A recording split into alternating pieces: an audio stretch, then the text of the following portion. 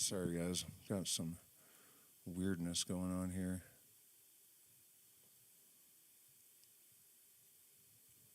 Okay, so here's this one. Dionysus, what's going on? Okay, looks like we're all good. Both streams set up. So, about a year ago, I just kind of dropped this series. People have asked a lot about it, including some patrons. So I thought, maybe I should go ahead and wrap it up. There's a lot of reasons why I kind of dropped it, ranging from the fact that it's kind of, emotionally difficult territory on too many levels, all wrapped up into one sort of period. And also there was some murky legal stuff that not pertaining to me really, but I didn't really want to talk about these things until, it was all settled for the people involved. And it is. And then also last night, I realized that a person that was involved in a situation that I'm going to talk about tonight happens to be the most perfect lyricist for the original music that I would like to make. He has been released from prison.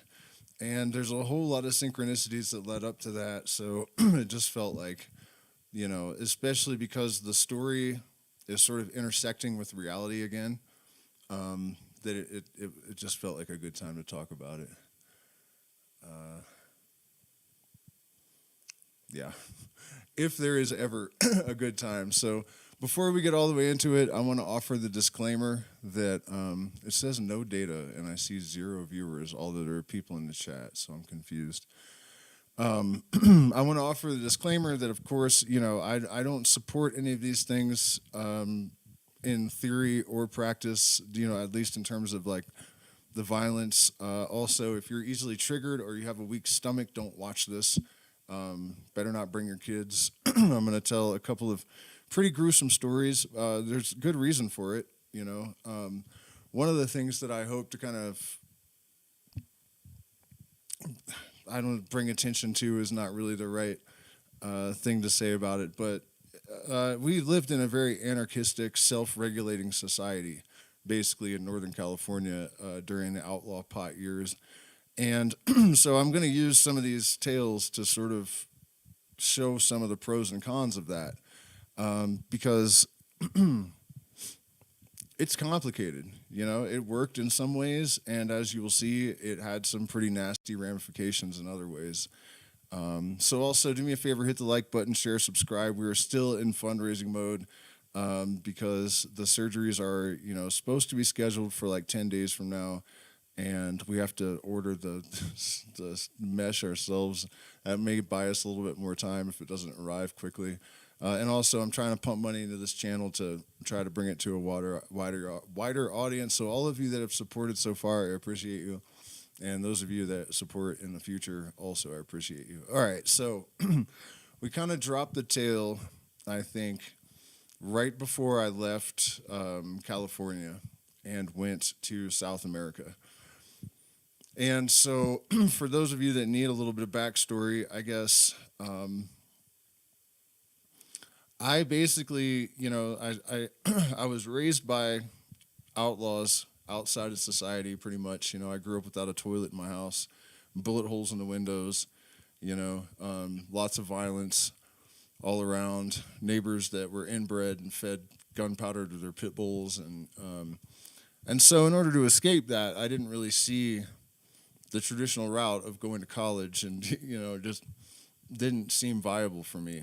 So at some point, in order to evade the military, I escaped to DC and became a teenage cocaine dealer. And that actually escalated to a level that is kind of shocking looking back. So after that I realized this wasn't good eventually, and I didn't want to go home to Virginia, so I just took off to Colorado. And then I decided that growing weed on a major scale in California would allow me to pay for a band, that I could pay for the musicians and buy good equipment and all of this stuff. So I took off to California, and I actually managed to do that for a while. That brings us, and we're going to skip a whole lot of drama. Partly because I think I already told those tales in the other segments of this series. But I ended up under very strange circumstances with a friend of mine who I just got back into contact with, or at least in contact with his mom, who had a ranch that he was allowed to grow marijuana at, but he had some issues and he couldn't really do it himself. I didn't understand that when I first got involved, but that was definitely the case. And so one night on LSD at 4 a.m. in these shady cabins where they would broker weed deals in Laytonville, which we also called Satanville, which, by the way, is also the hometown of the drummer from Green Day, even though it's a population of about 175 people. That's like their claim to fame, other than all the weed. So, he's brokering weed out of these, they're called the cabins, and there's like just these 10 cabins right at the intersection of the, anyways.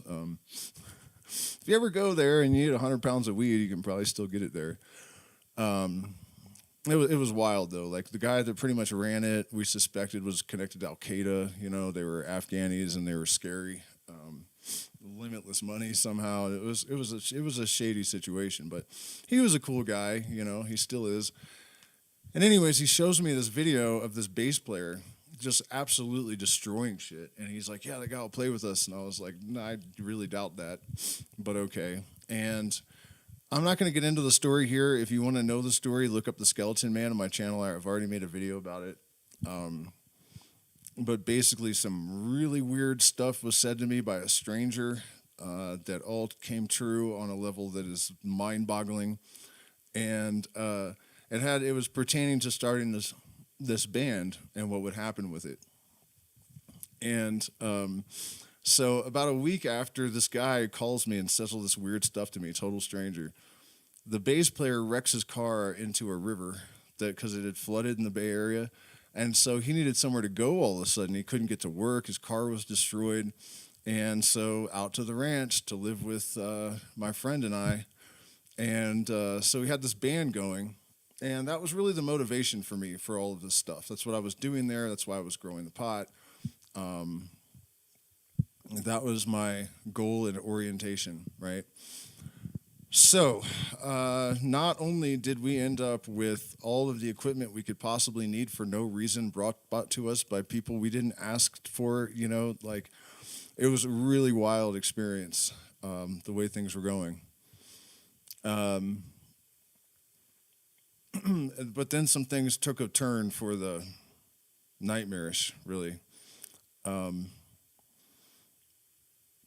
Not really sure what order to deliver all this in. All right, so let's back up to Jesse. And I'm using his real name because you guys can look up this case online, and his name is there. There's no point in not using his name. But I wasn't running it yet. I came the next year to run it. And the drummer had hired these train kids to work for him. And they also went to work for another guy up the hill down the road. And that wasn't a very good guy. He came to a very bad end. I'm not saying he deserved it necessarily, but kind of maybe. He was definitely a junkie, and also he had Ard, this dude's sister. And so they were working for the farm there, these train kids, which is a really bad idea to hire train kids anyways. One of them was named Cain. I'm not even kidding. His actual birth name was Cain. And so they were also working on this other hill for this other guy. And I guess he hadn't paid them, and somebody was down at the bar complaining about it. And this guy, who the dude had done something to his sister, heard it. And he's like, let's go up there. So they were just thinking it was going to be a confrontation. They're going to try to get paid. There was no intent to remove the dude's head, which is what ended up happening. So the only one that had a car was Jesse. Before we get into what happened, let me explain to you why Jesse is important to me. Jesse at first was not a person that I held in super high regard. He knows that. But one day we were at the ranch standing on the porch, and he's like, hey, man, can I spit some lyrics for you? And I was like not really excited about it, but I go ahead, And what came out of his mouth was like to this day some of the most impressive shit I've ever heard in my life. Like Eminem level delivery and Bob Dylan level poetry and just like exactly the theme that I would want. I was completely staggered. Still to this day, I'm blown away by it. So, he had been thinking about this for a while. He knew I had no idea that he had this talent. And, I was I could write music, but I was hit or miss with lyrics, so it was just perfect. It was the only thing we were missing. And then, they decide to go up to this guy's house to confront him about this not paying them and also whatever happened with this guy's sister. And instead of just intimidating him and getting paid, the guy who had the sister just unalived the hell out of him. I mean, I heard the story from his girlfriend, and it was unbelievably bad. Like, she had the baby with her, and like I can't really, I'd almost like to just to really get the point across. And then Jesse, he had 100 pounds or something of weed. And the guy was like, man, we got to take all this. And Jesse drove it and brokered it and then got himself 8 years in prison. So I also just want to clarify, all the people involved were caught immediately, prosecuted. There's no open cases here. I was not involved any more than just having to be on the periphery of this and knowing the people involved, right? So they come down off the hill, and this is where the synchronicities come in. They come down off the hill, and they come to the ranch because that's where they were staying. They had to get their clothes and stuff, And they couldn't not tell us what had happened because they were soaked in blood, all of them. Like, the dude had been running around spraying, like, through his, So, so particularly Cain, seriously, birth name Cain, Cain and Abel, in case you don't know the Bible, Cain was the killer. Cain comes up and, he's all soaked in blood, and we're just like tripping at band practice, and we're like, what in the fucking hell is this crap? And the whole crew, the whole entire crew of them comes up, all obviously involved, and they're just freaking out, and they have a cooler full of bloody clothes, and they're like, hey man, we need you to just get rid of this for us, to the owner, not to me. And he's like, no, get out of here, leave right now. So the Cain kid is like trying to make excuses, and he's like looking at us the whole time. And he's got this big rucksack because he's a street kid basically, and he's digging through his clothes he's not looking in there though, he's just feeling for a t-shirt, right? So he's already pulled his, evidence-soaked shirt off, and he gets a shirt out, and without looking on it, puts it on, and it's a white T-shirt with the words "killer." And he looks down and sees it, and just blanches, and like, it was crazy, man. And so they all took off, and they all got caught like right away. It didn't take any time at all for them to get run down. So let me tie this into the current moment, and then we'll move on to the other story of vigilante justice that I wanted to talk about. And all of this, by the way, is kind of setting up why I decided to leave. I mean, I was not there for this. I went there because I thought it would be a bunch of hippies growing pot, and that you could make money and be free, and it was beautiful and awesome like that until about 1994, I think, or 97, when High Times did an article about Mendo and Humboldt and brought a bunch of attention to it, and the cartels started showing up, and all the dirt bags started coming, and it just, they just ruined it. But anyways, the way this ties into the current moment is about 2 months ago, I just started playing guitar again, like insane hours, to the point where I was feeling guilty about it. Like, what am I doing? Why am I doing this? And then I think about the second or third day of this, I played a bunch of Phil Lesh songs, or a couple of Phil Lesh songs, which I never play. And I had an interaction with him many years ago. Most of you have probably already heard about. So, I mean, several of them really, but a period of interactions that were very meaningful to me. And I started thinking about that, and I got really emotional. And I woke up the next morning, and I looked at my phone. The first thing I saw was that he had died the night that I was, like, I sensed it for sure. And so I buckled down even harder, and I started studying composition and like practicing a lot more. And I guess the other night I was about to start a stream and I was kind of annoyed because I'm limited to all these like backing tracks. A lot of them I'm not really that thrilled with, and really wanting to do original music again. And I literally had the thought that uh, it's not like you're going to find a backing track for one of these originals that you've written. And I see in my suggested that there's a backing track. I click on it, and it's literally the song that Jesse was writing lyrics for when he got sent to prison, and I was working on the music at the moment when all this stuff happened. And it hit me that he would have gotten out of prison last year. So I was like, holy shit, man. I'm gonna track him down and get back on this project. So yeah, that's kind of the relevance of all of this insanity. Another aspect of this I wanted to get into, and I mean, I guess some of the point of these war stories is just the horror value of it.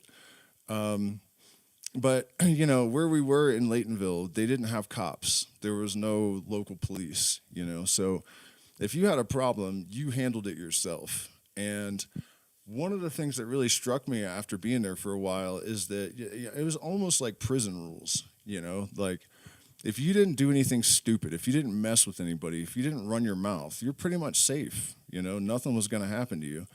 It got worse and worse, though, because the area between Laytonville and Garberville in Humboldt County, more people go missing there every year than like any other stretch of highway. And like, there's a lot of bad, serial killers come and hide there because it's so easy to live off the grid, to not have a bank account, to, that's where you go or where you used to go if you were an outlaw and you were in trouble or, so there's that element, right? But for the most part, people didn't really want smoke, they were about that paper and they just wanted to have fun and get paid and not have to shoot tweakers and stuff, but they wouldn't hesitate to.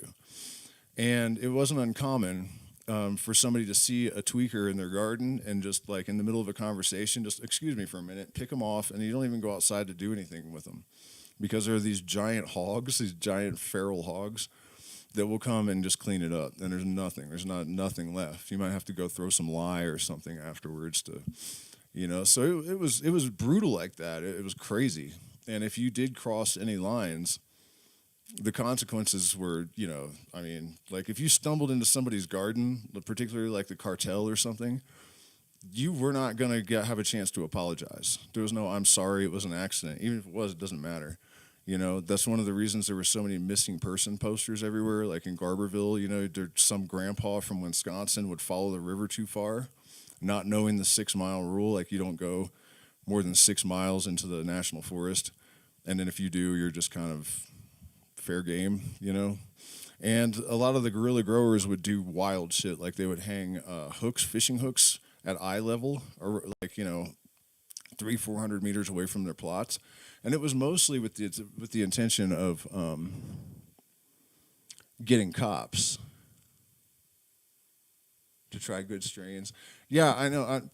Somebody's saying they moved to Humboldt, and like, I'm definitely not trying to say it was all bad. That's kind of the point of this, but definitely my naivety got the better of me because I was not expecting the level of insanity that actually was there, and like the lawlessness is kind of awesome, but it was also like stressful as hell sometimes. What's going on, Levi? So where was I at with this? I'm leading up to a vigilante justice story that's really bad. So if you have, weak stomach, this is your chance to get up out of here. By the way, hit the like button, please. Share, subscribe. Consider becoming a patron or supporting our fundraising efforts. So shall we just get to it? So what this kind of resulted in is that we had pretty tight-knit communities. People would form cliques, right? In the title it says Murder Mountain. Murder Mountain is a mountain in Mendocino County, maybe 20 minutes from Laytonville where I lived. And it was self-regulating to an extent, but basically the way it got that name is that like a bunch of rednecks, white trash really, that had no business having money, were just piling up money, getting strung out on meth, There are videos you can find online where the locals are riding on the street on ATVs with shotguns with masks on, escorting the cops out of the neighborhood. You know, they weren't even trying to stop them or mess with them. You know, we had the upper hand when there were no cops, but then if like the county cops or something came, they were at our mercy basically everywhere. So, anyways, long story short, they just got too much drama in the community. They probably all been up for a week and stuff, and then all of a sudden, guns just started going off. And by the time it was over, in the course of a week or something, half the mountain was dead or something. There's a Netflix documentary about it, and I know everyone involved, unfortunately. So what I was getting at with this anarchy thing, maybe I'm stalling because getting into the actual story is just so it's pretty awful. In a way, the guy deserved it, I think. But I'm making a point here. This is going somewhere, slowly. But okay, so we had to self-regulate. If somebody was a thief, we took care of it. You're not calling the cops. You know what I mean? Like if somebody was dangerous in some way, we had to take care of it. There's no cops to call. You don't call the cops. And that, I had been taught, I was raised that way my whole life anyways, but the thing is, once you become a part of a community that operates like that, you don't have any options left. So again, another story that I had absolutely no involvement in. There was a P3DO in the community, and he touched somebody's kid, and they found out who it was. And the thing is, we were very fair. They were very fair. If there was not absolute proof that you had done something, you weren't going to suffer for it. You might get run out of town if the evidence was overwhelming, but not, what did that critic say about the Book of the Law? Not 100%. But if it was 100%, your ass is in trouble, especially for something like this. So the parents and a couple of other family members went and got the guy, took him, tied him to a chair, poured a vial of LSD into his mouth forcibly. And that's about 100 hits at 100 micrograms, for those of you that don't know. So about 1,000,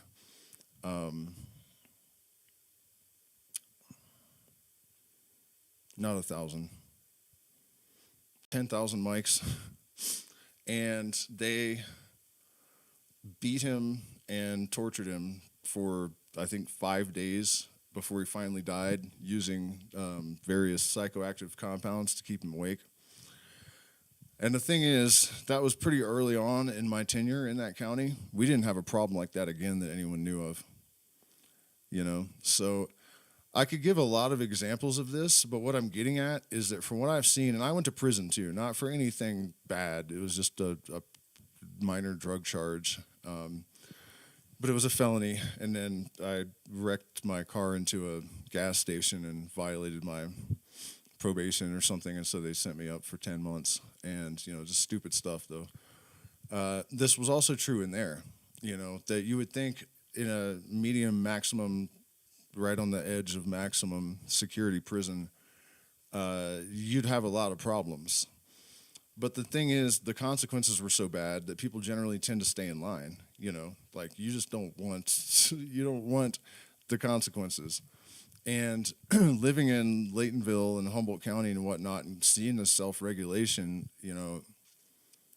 I honestly do think it probably overall worked better than our system of having police. And again, I told you guys the story with Jesse and the guy up the hill, but, he had done some pretty bad stuff too. It's not like he was an innocent victim or something. I don't know that it levels out. I'm not saying that. I'm just saying that you guys know what I'm saying, that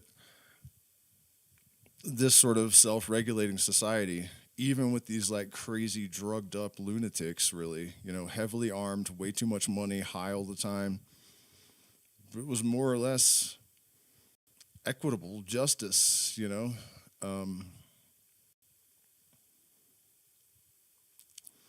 I'm going to just leave that at that, and you guys can decide what you think of it. Oh, Alder Point, yeah, man. Yeah, man, Alder Point is the shit.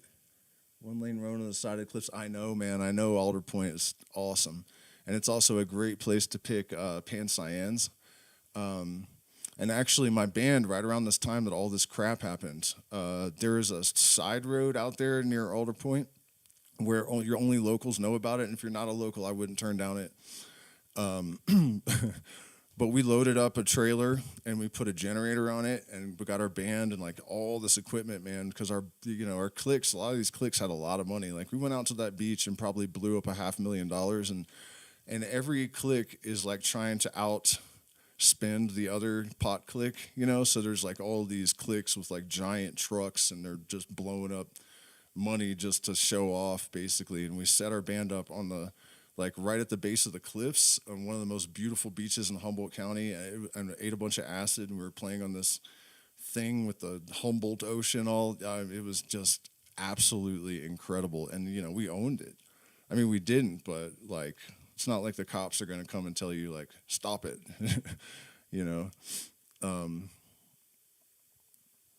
yeah, wild times, man. But here's where things get worse, I guess. All fun and games until it's not, And so basically, the year after the trimmers cut off the neighbor's head, I didn't really know that the farm, there was more involvement, I guess, than I realized. And I thought everyone's been arrested. So I wasn't really thinking that there was going to be any kind of heat on the property because of this. Little did I know. So, my buddy tells me, hey, man, you need to come out here and run this grow. I know you know what you're doing. And it was a good opportunity for me to make money. And so I got all my paperwork in order, got a loan from a buddy to cover all the dirt and stuff, and went out there and, planted. And for a while, everything was great. And then the owner of the owner of the property, actually, his parents are one of the big canning companies, big fruit canning companies. And he had like 7 of these giant farms, and he was just such a fuck up that he lost like all, but this was the last one, the last remaining farm. But they still were rich as hell and owned all this property in Marin. It was really, really kind of sad. He was hilarious, like the funniest person I've ever known in my life. And, genuinely a nice guy, kind of creepy, but a nice guy. And it was great because he would pass out so hard. My band could practice right outside of his bedroom door until 5 in the morning. And, he didn't care because he was that blacked out. But then one day he got drunk and he told me that his name had come up in court during the murder trial and everything. And slowly it started leaking out that maybe there was more involvement than... and I've got 100 pounds of weed hanging in the house. I'm responsible for the workers, you know what I mean? This is basically my band that I've hired so I could take care of them while we were practicing 60 hours a week. And I'm realizing, like, we might have some serious, serious problems because we had our paperwork in order. But if there's something like that, else something extra going on, all they have to do, because it's only state legal, all they have to do, the local cops, is bring the feds with them. And then you're done, then it's bad. And at our size, you have people growing 10,000 plants all around you, massive gardens. I'm growing 99. I'm not worried. You're not that worried about it. Literally 10,000. The cartel was, if you look at, I don't know if it's still like this, but back then, if you looked at, what is it, Google, where you can look at shit from space, Google Maps or whatever it is. I don't think I've ever used it. But I've seen the pictures, it's just pot it's like forever, and a lot of it is every cartel you can imagine. The Mexican cartel is there, the Russian cartel is there. They used to say that the Russians would kill you just to see if their gun worked, like they were the scariest. But there were like weird, obscure Eastern European mafias, and I mean, it got really out of control. So, a couple of other things happened. That year, the county government got the nasty-ass idea because Monsanto and Philip Morris were trying to take over the pot market because they knew they were about to legalize. And they got the idea to spray these mites that we weren't used to dealing with. And they said they were trying to get rid of an invasive thistle. Sure you were. Sure you were. I never saw that thistle once, I don't think, in in Mendocino County. First of all, I don't remember ever seeing that fucking thistle anywhere. And so I think they're called russet mites. I don't remember. There was spider mites. I think it was russet mites. And whatever kind of mite they were systemic. So they would get into the plant and they were inside of it. And I'd never even heard of them. So my plants, I noticed when they were small, they started like wilting and turning yellow, and it looked like nitrogen deficiency. So I started trying to straighten out the pH, and I'm like, what the hell is going on? You know, I'm adding more high nitrogen fertilizer, and they're still yellowing and shit. And I'm just like, oh, what the hell is happening? You know, so I thought I kind of fought it back, and I planted them, and plants started like, they would get like beautiful and big, and then they just suddenly die. You know, just out of nowhere, or the bud quality would start like collapsing, and I'm just going, man, what the fuck is happening? And then finally, the drummer who ran the property before was like, oh yeah, we had russet mites pretty bad, but I thought we got rid of it. And I'm like, dude, you knew about this and you didn't tell me before I even planted? Like, this is when I started to figure out that my drummer partner was a little bit like. So that was sad as hell. The russet mites almost completely crushed us. So that really took a lot of wind out of my sails as well. And then the legalization dropped the price of cannabis from like $1,500 a pound to like $500. And I had already committed to paying my ex-girlfriend. You know, I broke up with her, but I felt bad for her because she was nuts and she was a single mom. So I had already agreed to hire her for $200 a pound to trim the whole crop, you know, her and like one other girl. And, you know, now we're getting $550, $600 a pound, and I'm paying the trimmer $200 a pound, and I've paid for all this shit and all of the food for the entire, you know, it was a rough break. I still managed to come out kind of ahead, right? So it kind of culminated with, we had this big show with Jay Lane, who is now playing with Dead and Company. And we had been told that this would happen by some random stranger, which is odd, but no time for that. Now, like I said, the Skeleton Man video, if you want to hear that story, you can look it up. Yeah, how much are pounds there now? I haven't been there in a while. I heard they went back up. And then, yeah, the Bulgarian Mafia. That's exactly right. That's what I was trying to think of. They were scary as hell, too. There was a bunch of Bulgarian Mafia, and I remember hearing about that. You know, I could tell. I think I went into a gas station or something. There were these shady dudes, you know, and they were all bald. And I was like, what language was that? You know, who were? It was like, that was the Bulgarian Mafia, man. Whoever I was with knew. But yep, totally Bulgarian Mafia, all up in the hills. Anyways, so we're almost to how I ended up in South America, I guess. So we had this big show with Jay Lane, and it kind of was a chaostrophe. My bass player's bass blew up, and we were kind of fighting, and I had the flu, and there was way too much blow, and it was it was like a dream turned to nightmare, but still okay, you know, I don't know. And then I guess right around that time, my mom, who I hadn't spoken to in 8 years, just called me out of nowhere, and she was being hella weird, like, you know, if anything happens to me and your stepfather kind of stuff, and I'm like, something's not right about this, you know. She's like, yeah, you should probably come down here to Ecuador because there's all this gold and silver buried, and I got to show you where it is in case anything happens to us. And I was like, what the hell, you know? And in case you don't follow me, my mom was not right. You know, she had narcissistic personality disorder, severe depression. She was severely abused as a child, although I don't even know if I believe it at this point, now that I've sort of dug into like who she really was, and that maturity has allowed me to kind of analyze, you know, things. Anyways, it doesn't really matter. She's no longer with us, as we will soon discover the reason. So she calls me and says all this weird stuff, and I had already managed to get ahead a little bit. I had a little pile of money, and I thought, well, you know, it's not going to hurt anything to just go to Ecuador. Little did I know, in a way, it was the dumbest thing I've ever done in my life. In terms of, like, continuing to pursue this music career, we had a lot of stuff going on. It was not my intention to bail out of that. I just wanted to step out of the stress and murders, all around in the hills, and you never feel really safe there.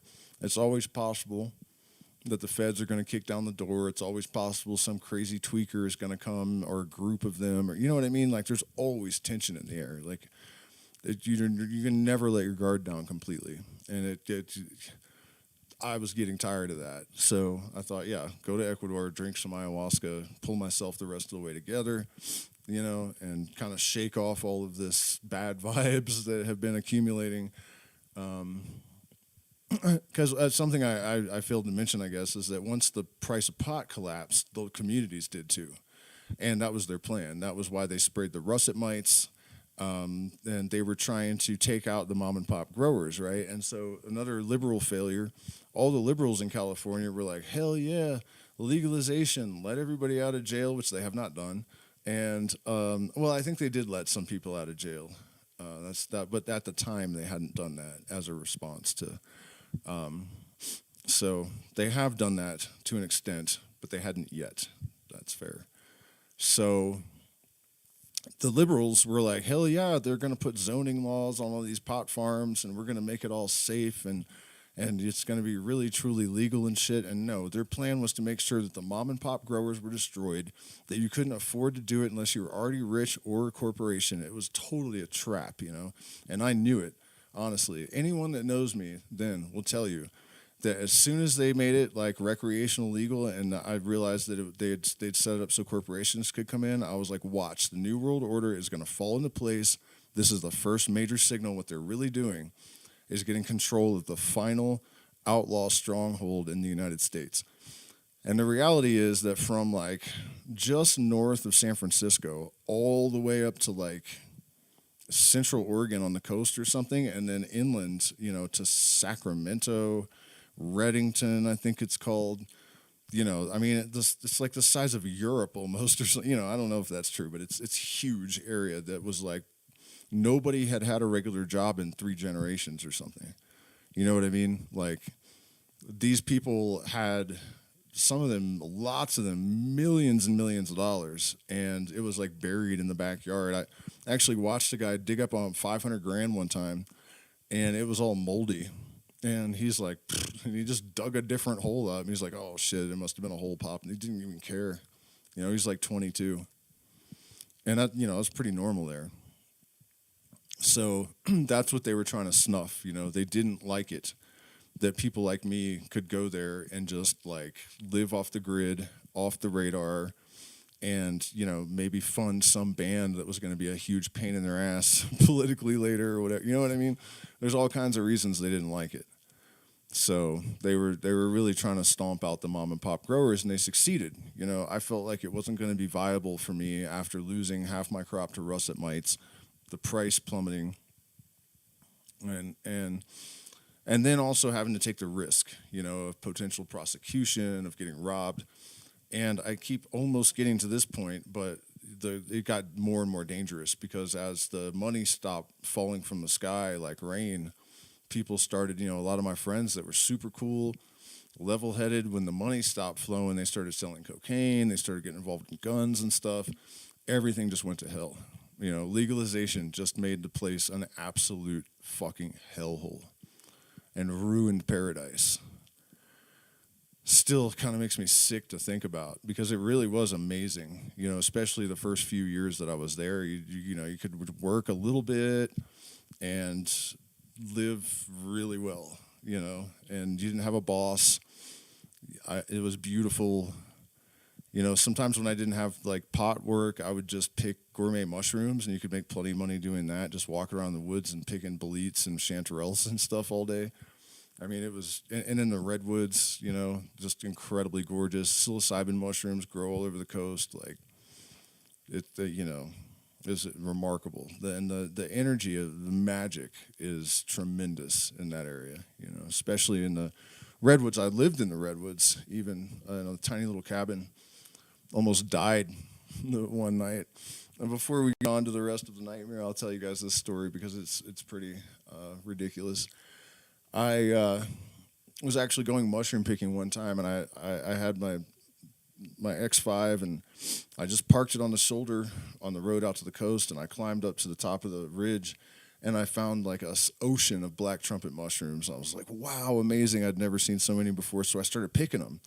And I guess I got around to the backside of the huckleberry bushes before I didn't realize it. So when it started getting dark, I was like, oh no, I got to get down, and I went the wrong way. I just did not notice that I got on the wrong side of the bushes.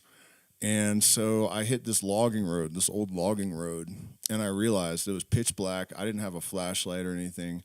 I had a lighter that was dying. It died my last light. So while I was picking mushrooms, I heard a mountain lion.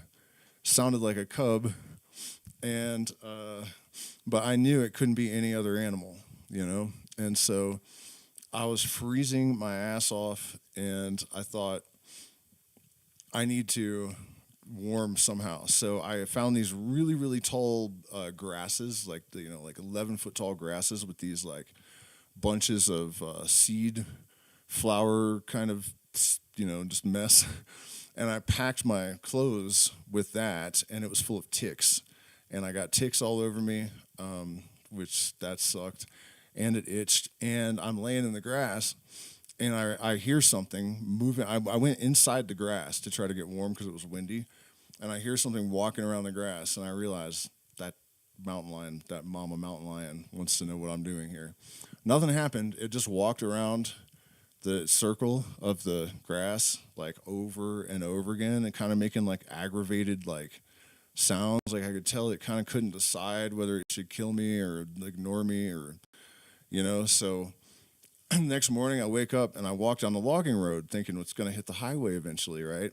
And it doesn't. I end up in this like giant creek, and there's a sign that says, the highway is this far down this way, but it was broken and it was laying on the ground. So I wasn't really sure which way the arrow was pointing, and there were like 3 ways you could go.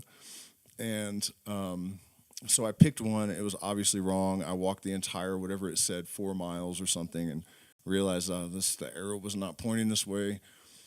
So I'm going back, and I'm like drinking out of it.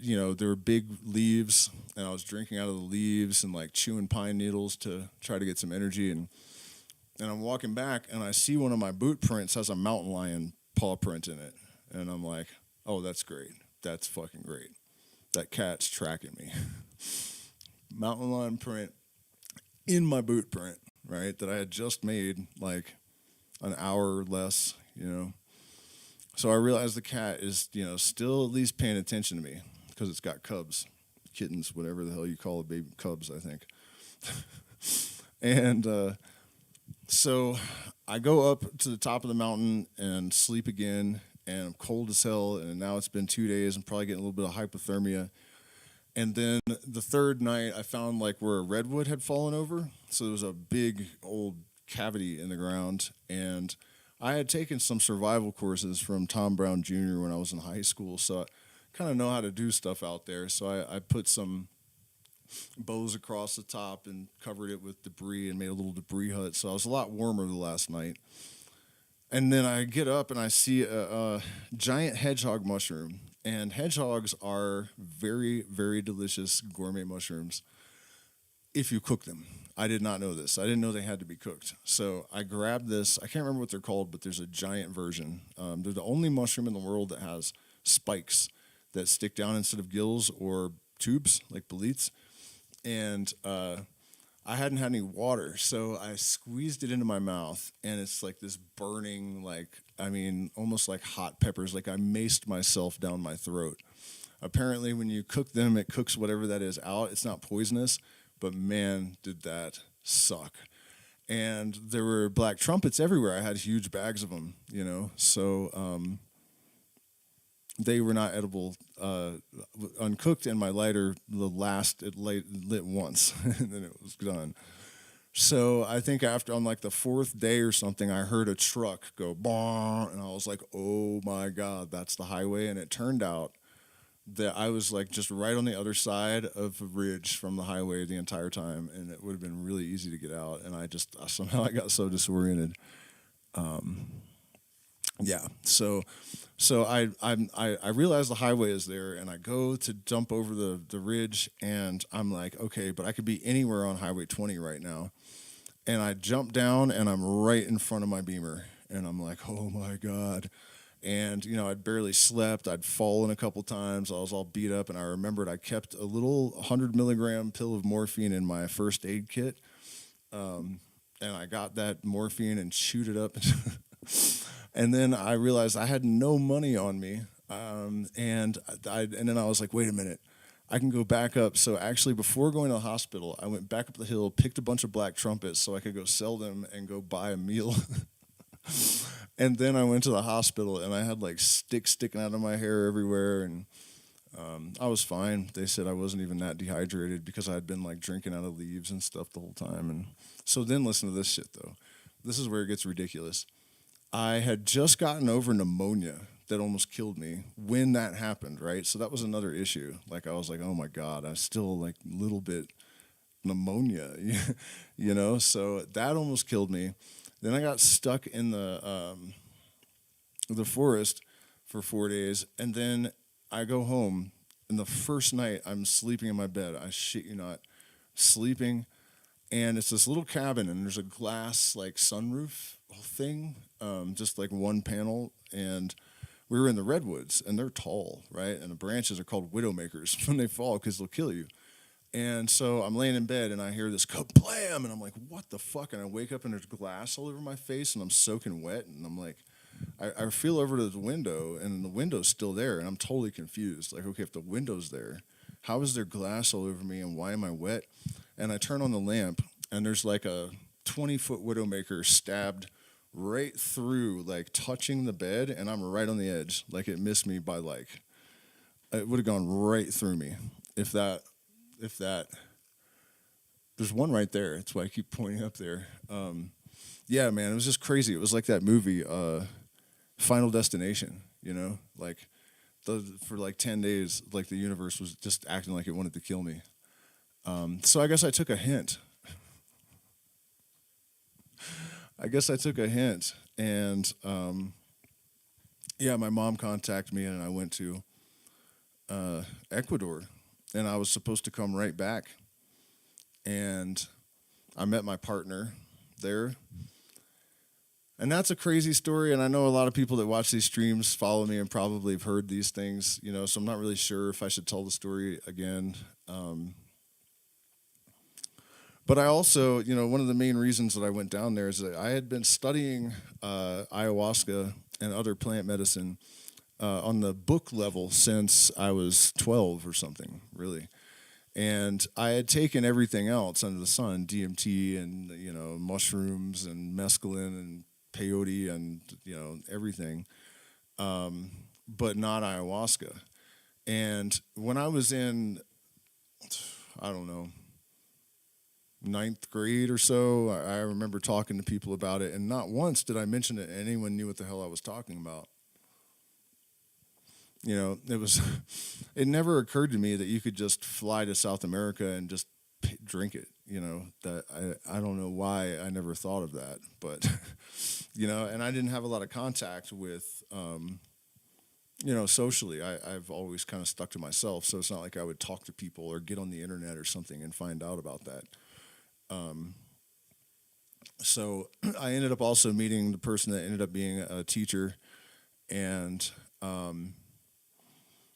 drank ayahuasca with him a few times, and then I walked into a coffee shop one day, and I saw this blonde girl that was much younger, and I thought she was very beautiful, and but not, I didn't have any agenda because it just was not where my head was at. And that ayahuasca narrator said, she will have your babies. And I was like, yeah, right. And I just ordered a sandwich and ate it and left. And I thought, I'll probably never see her again. That was just a voice in my head. And the next day, I was at a bar playing music, and I went outside, and I looked, and she was sitting beside me. And I was like, what the hell? She didn't say anything to me. She was just there again. And I said a couple words to her, but she didn't really seem to want to talk to me. So I was just kind of like, right. So then the next day, there were a couple of DJs at some hostel, and I went there, and And then I was sitting on the steps listening to the DJs, and then she was there again.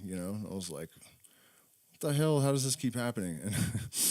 And then some like sleazy dude came.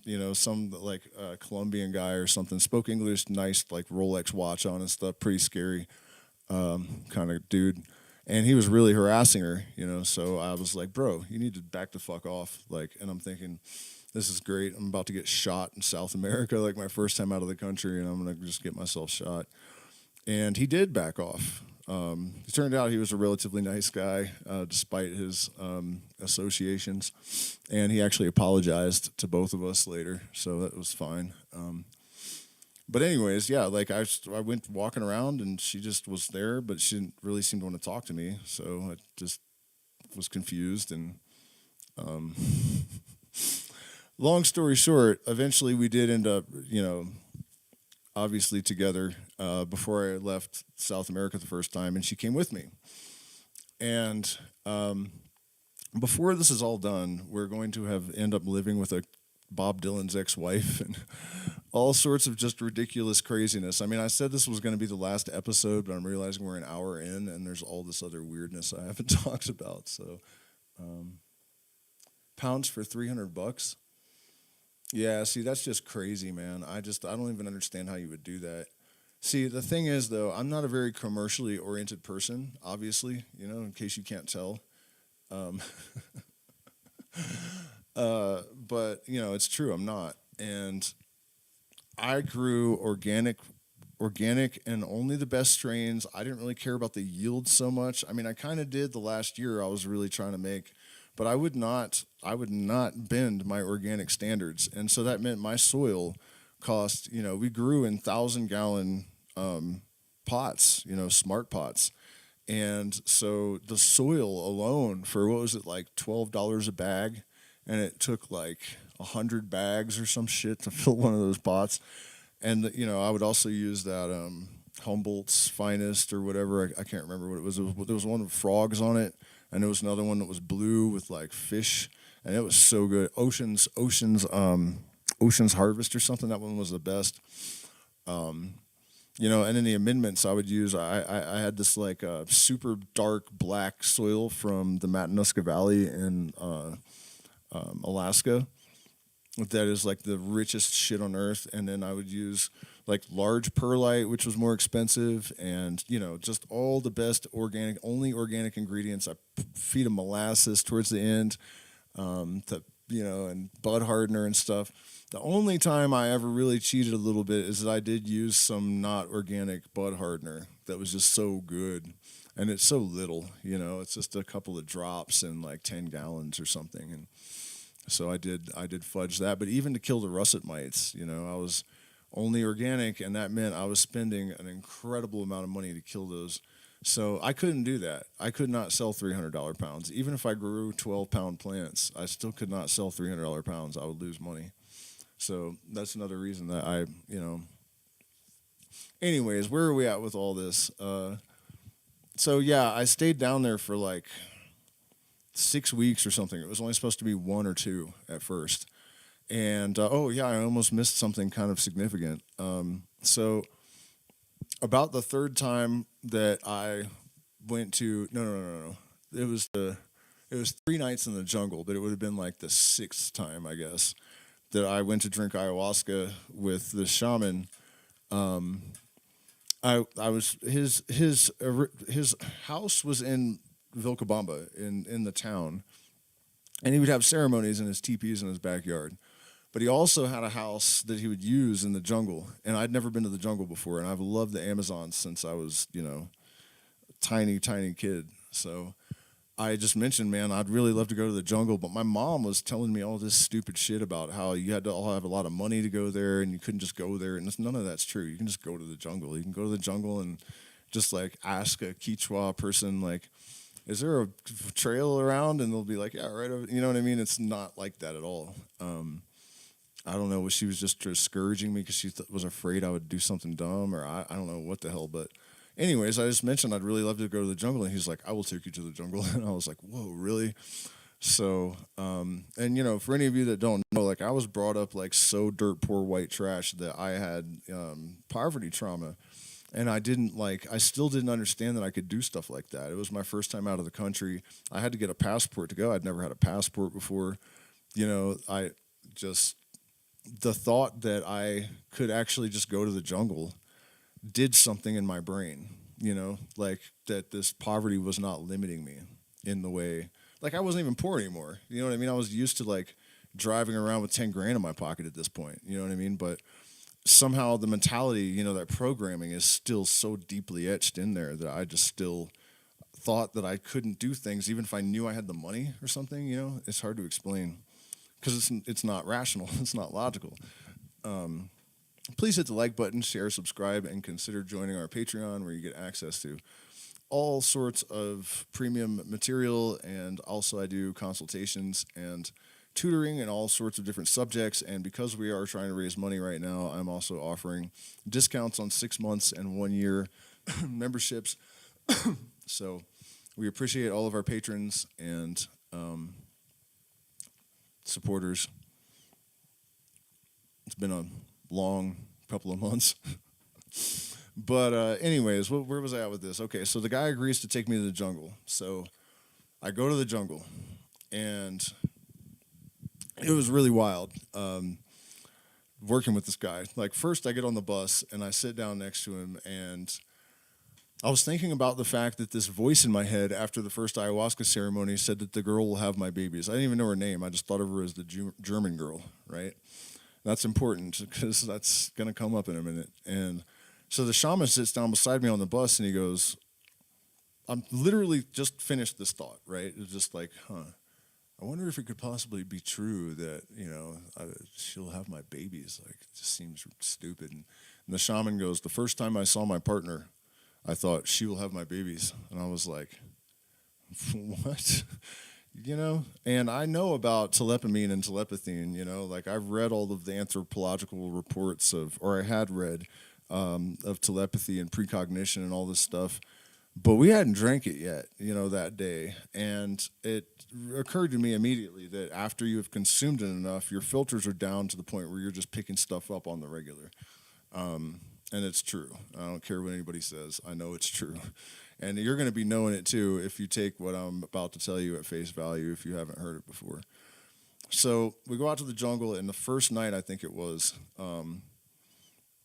I was sitting on the deck, and it was towards the end of the experience, and I thought I should ask the German girl to tea because it's like not as, it's like chill. And I open my eyes and I look over, and the shaman's sitting there, and he goes, ask the German girl to tea, but by the river. I didn't even know he was there, you know what I mean? I definitely didn't say anything out loud. And so at that point, I was like, okay, this is definitely a real thing that's happening here.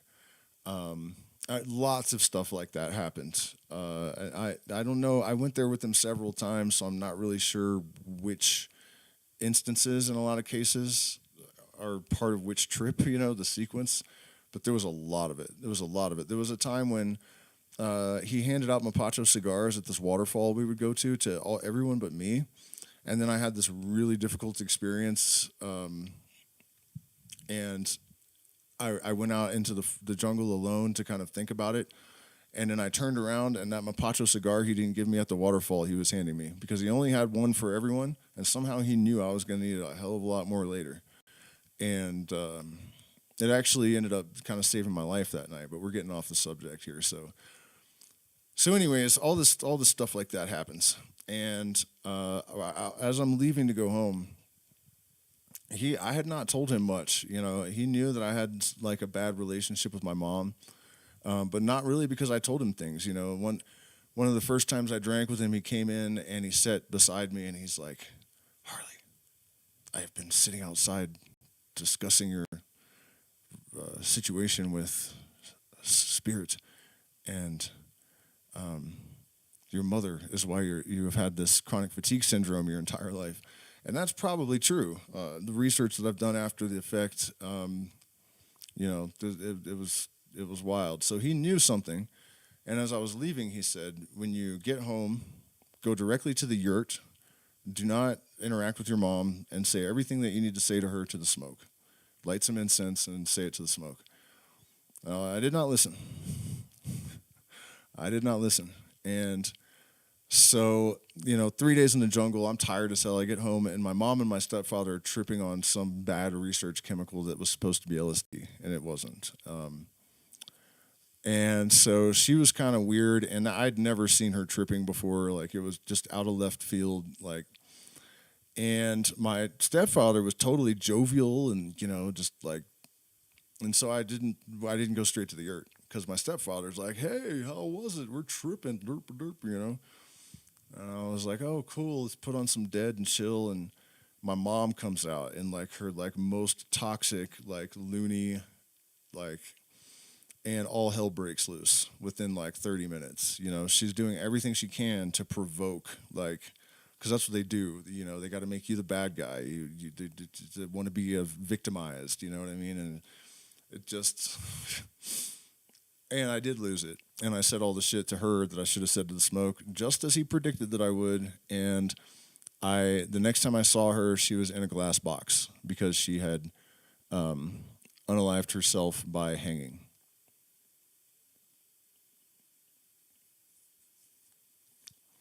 So I stayed in Ecuador for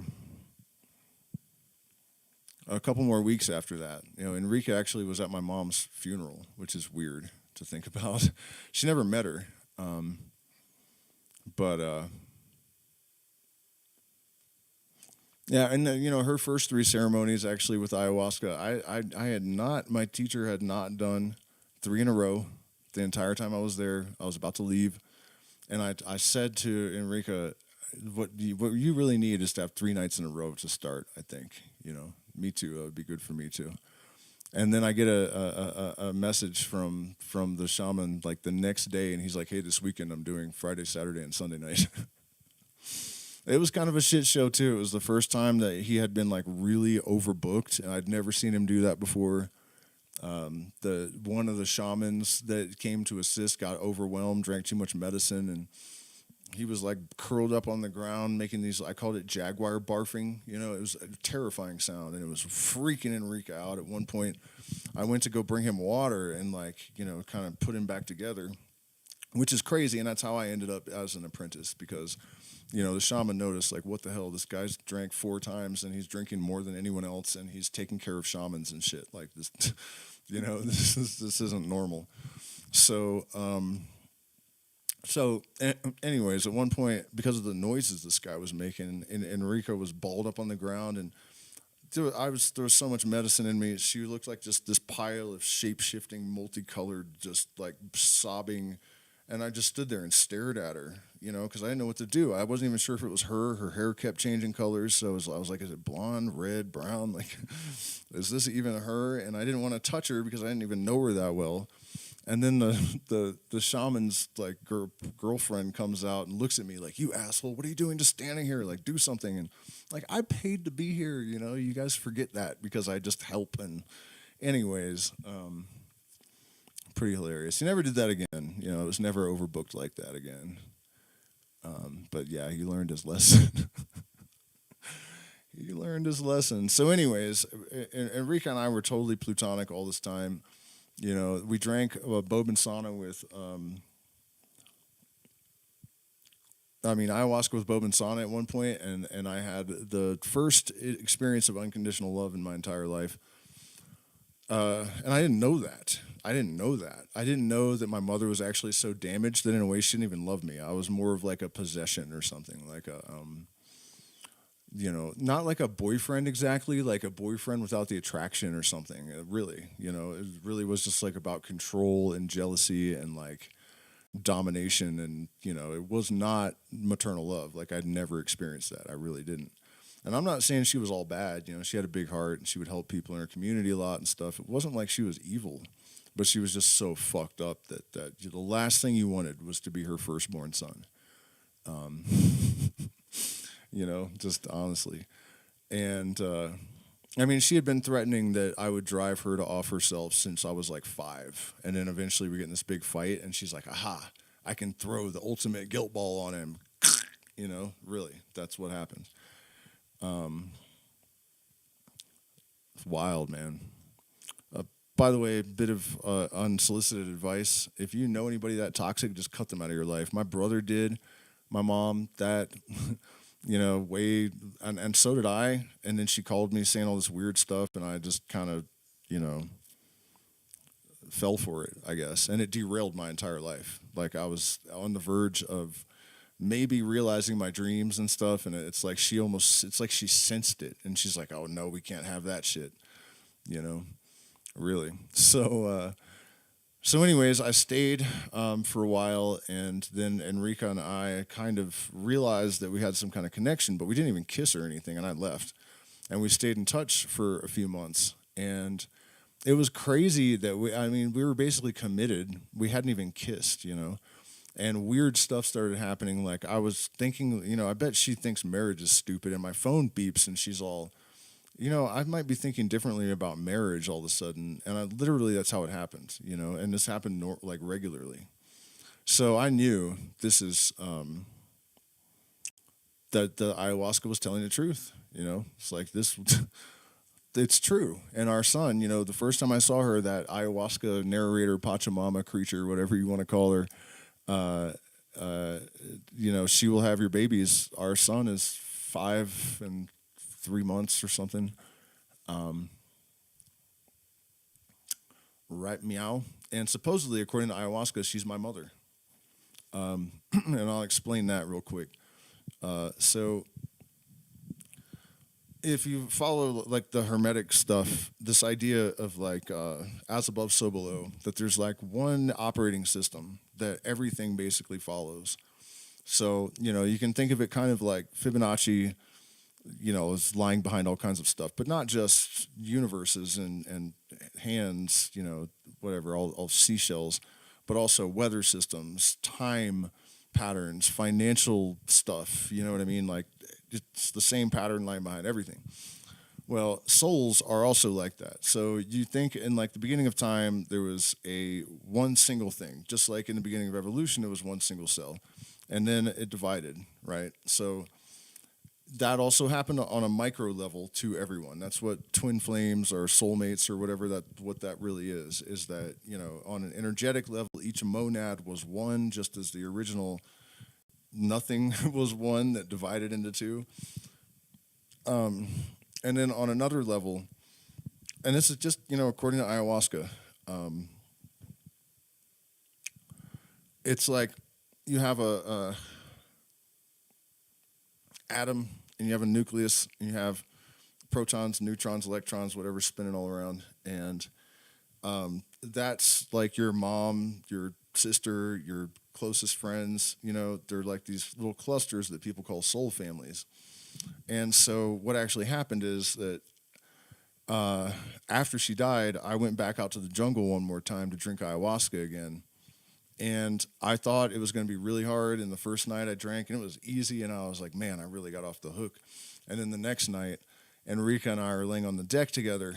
And oh Jesus, no, man, sorry guys. That was after we came back from the United States. I can't skip ahead that far. I guess I will now that I started the story. But anyways, so we're laying there on the deck, and so there's like these spirit beings around me, and I could see them more clearly than I ever had before.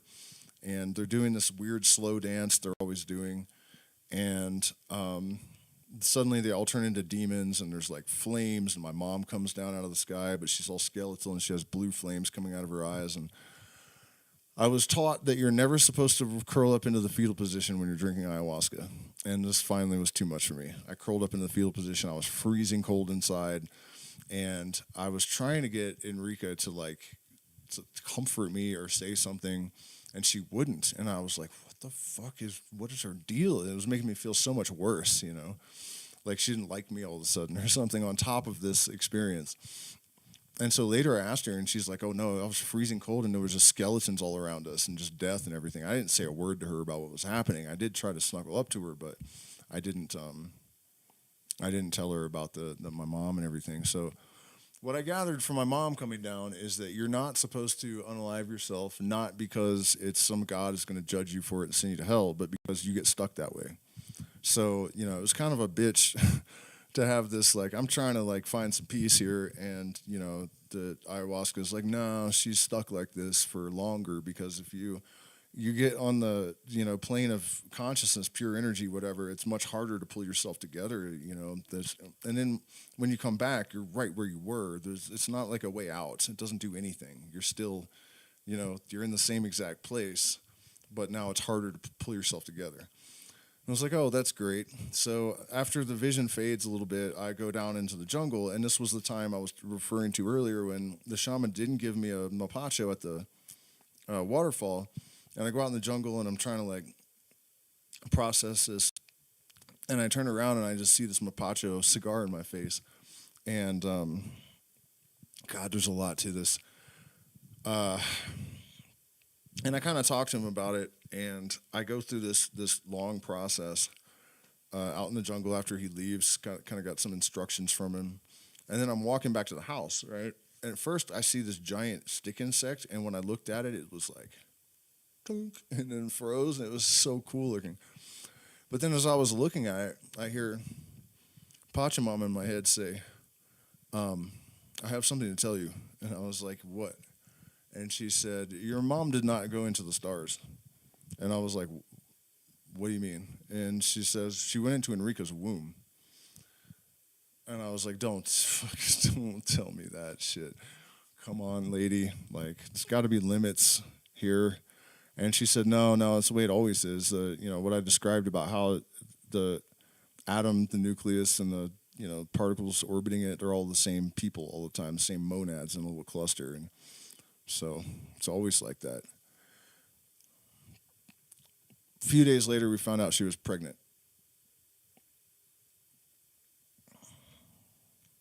And there's a lot more to that, actually. Like, we had like a yopo ceremony at one point, and my mom apparently possessed one of the. I mean, that's how it came off. Like, he didn't speak any English. I didn't speak German, and yet Enrica does speak German. So he started like asking me stuff like, "What happened with you and your mom?" And I started telling him, and I guess no one was thinking about the fact that like we weren't speaking each other's languages and totally understood each other. And later, Enrica was able to verify both sides of the conversation because she spoke both languages. She also said she didn't notice that there were two languages being spoken either. And he was taking on characteristics of my mom. He was acting like her. Like, I mean, he knew all kinds of shit he shouldn't know.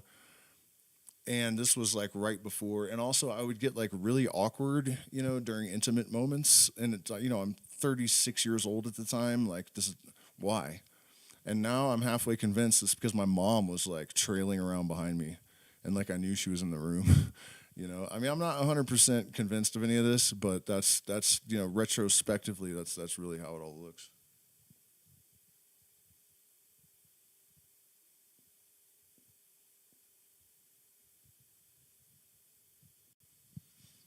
Do not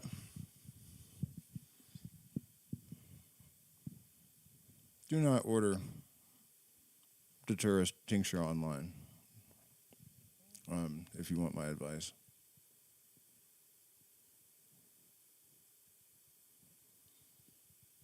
I appreciate you as well.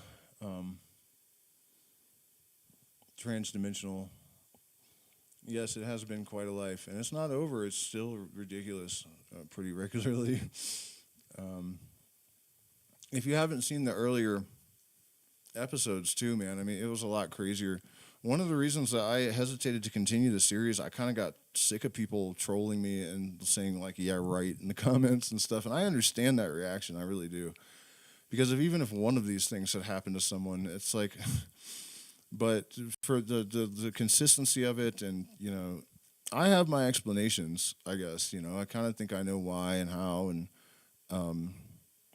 but what I was saying is the earlier episodes, or even if you haven't seen the earlier stuff, like when I was in DC and whatnot.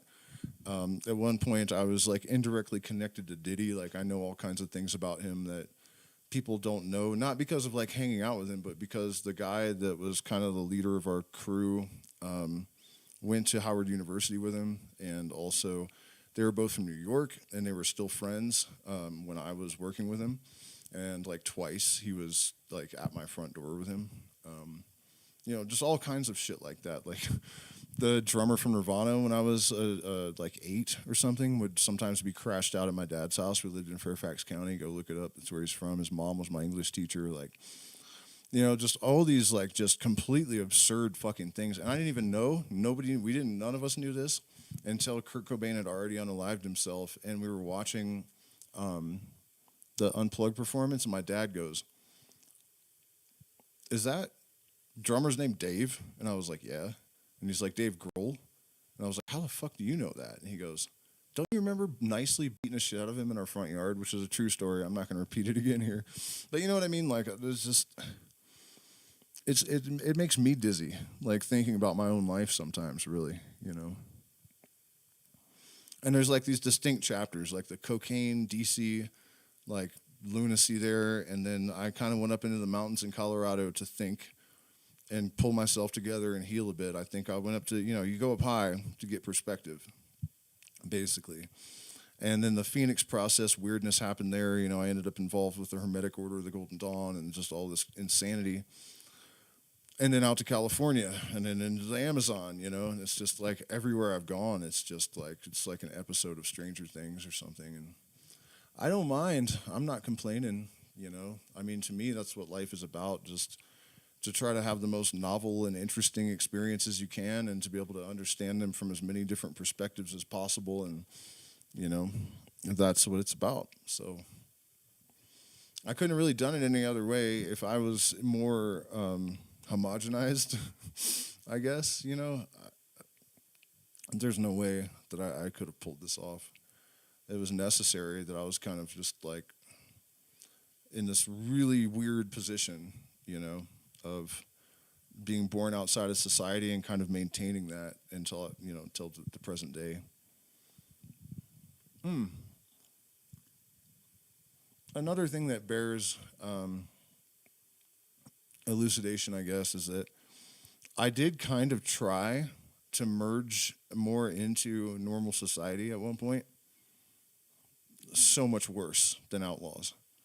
Like, you can trust people less. They talk behind your back more. They're disingenuine, like, way more. Like, felt so much more emotionally beaten up and, like, uncertain. And, it really surprised me. I was like, wow, I always suspected this. But muggles are actually way more awful than outlaws. And I'm not talking about criminals exactly. I mean, I hope you guys understand what I mean when I say outlaw. These stories and whatnot that I've told, I don't know if you noticed, but like no really harmless people. There's no harm. You know what I mean? You don't do that. Like, and it's kind of like the mafia. I've never really held it against them that they killed each other all the time. Because you sign up for that, like, these are the rules. This is a hazard. I don't even really think they should be prosecuted as long as they keep it within their thing, I mean, if that's what you're doing, everybody's agreed to it, whatever, That's more extreme than what I'm talking about, like NorCal self-regulating communities and stuff, but yeah, there's, you don't hurt innocent people. And you don't even, go robbing people and stuff, even if they're other outlaws, generally. Everyone tries to be noble and on the up and up. And the thing is, if somebody does something to you, you can't go to a credit agency or something. It's, anyways, kind of lost my train of thought. I can't remember where we're at in the story or whether I should continue with this. Let's see how many... Yeah, if you're all in the game, then that's just what it is,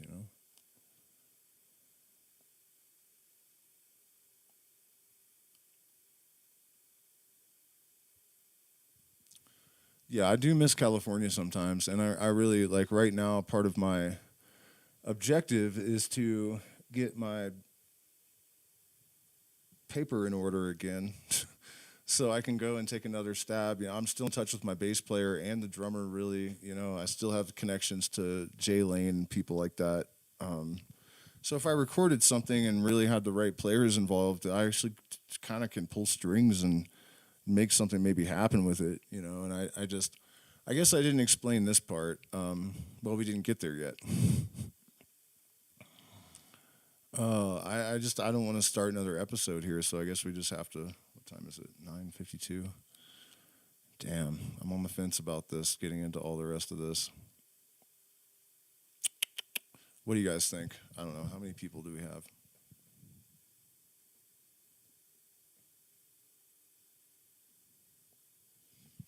Have you reached gnosis? Gnosis is not something you reach. It's not an end goal. It's a process. So it's kind of an awkward question to ask somebody to talk about, like, what degree of illumination do you think you have? And I'm not busting your balls, but that's like really something that you have to decide for what you think about that. I can't really talk about it, but by what metric? Like, do the rules of reality seem to bend to kind of conform to my at least needs in a way that's weird? For sure. I don't think I would have a channel like this if I didn't have some proclivity for navigating the metaphysical or whatever. So that's all I have to say about that. So let's get back into our story, because I would like to get, I think, this done.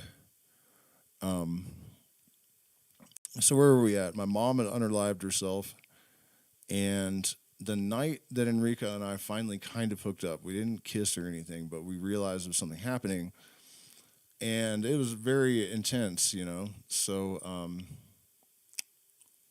man, I missed a lot of things. I was going to talk about how the Boba and sauna led to the first experience of unconditional love, and missed that, but whatever.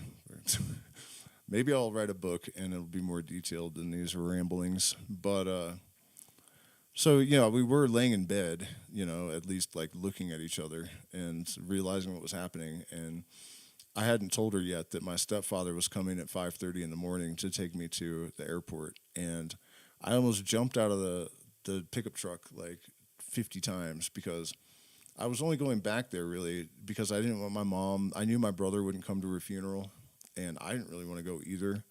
But I didn't want none of her kids to be at her funeral. Just seemed too cold. And so I went back to the States, and my roommates, my band, my partners, whatever, I told them we had this one kind of crackhead friend that is the guy that hooked us up with Jay Lane and the reason we ended up doing that show. So he wasn't all bad, but he was a crackhead, and I told them, while I'm gone, do not front him a bunch of pounds. But without me there, without the boss there, and there wasn't a lot of other business, and he was paying like 3 times as much as we could get locally, they did it anyways. Of course, we never saw a dime. So I'm thinking I'm coming back to California with, $60K waiting for me. And then there's like 4. And I'm like, no. What do I do now, right? So this is just crazy, man. While I was gone, my ex, who I hadn't broken up with yet, had hooked up with this woman from this pot family. Her father was known as Black Bart, and there was a reason for that. He was a PhD in something from Harvard. Evil genius would be a good way to describe it. Completely deranged narcissist. I knew all of his kids. They grew up around the Grateful Dead a lot, actually. Like when they did the Chinese New Year, they would have this dragon and the kids would be in there every year. And,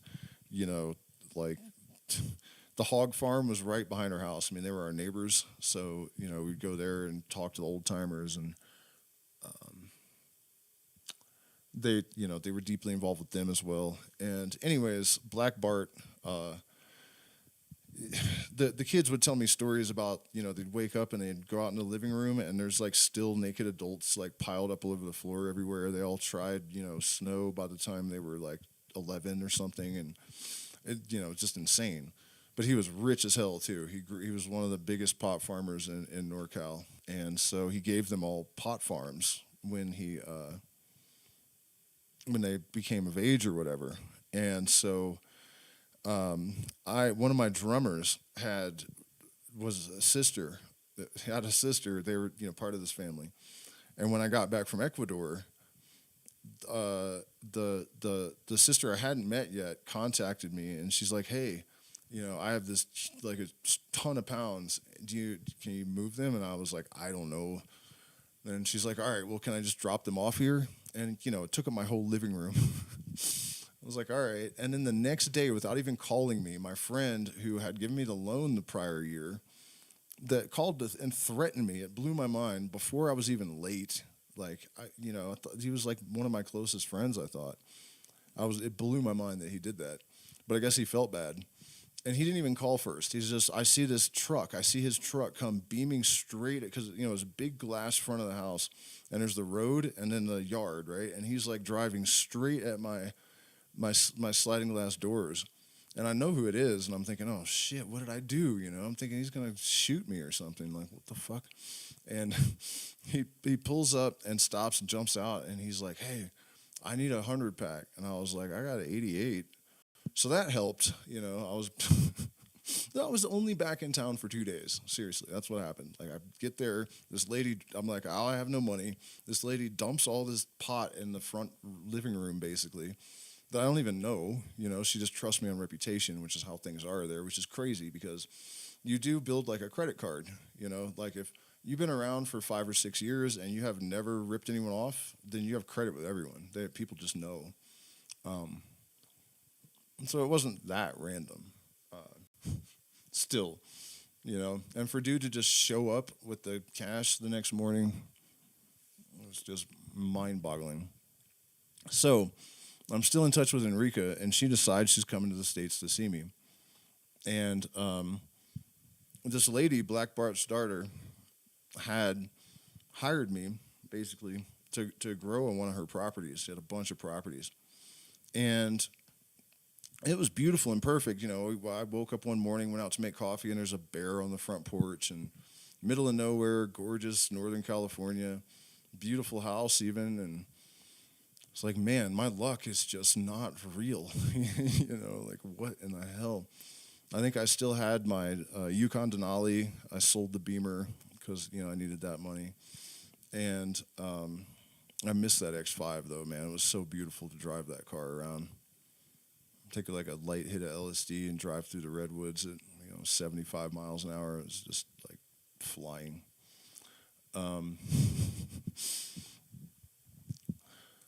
Where was I at with this craziness, though? All right, but then things started to get weird. Like, I came home one day and it was a boulder someone had dragged into the middle of the road, and I hit it and like messed my truck up a little bit. And then I started to notice there were like booby traps like in front of the shed where all these nails, like it looked like obviously tweakers had set up these booby traps. And then I needed plants. So I was driving by the neighbor's house and they had a bunch of pot plants in the front yard, obviously trying to get rid of them. So I pulled in and they're like, "How much do you know about," I can't remember her name, this woman. And I was like, "Well, she's my drummer's sister, one of my drummer's sisters, and I know about Bart and stuff." And he's like, "Dude, she's not paid her shit to make the place legal, and they're after them. The cops are after them, and she's not going to do it. And they told her if she doesn't get her permits, they're gonna raid." So she was setting me up basically because she thought there was an off chance they might not get around to raiding the property. And so then I was like, okay, there had to be a catch. And problem was Enrica was landing the next day. So, she might have even already been on the plane.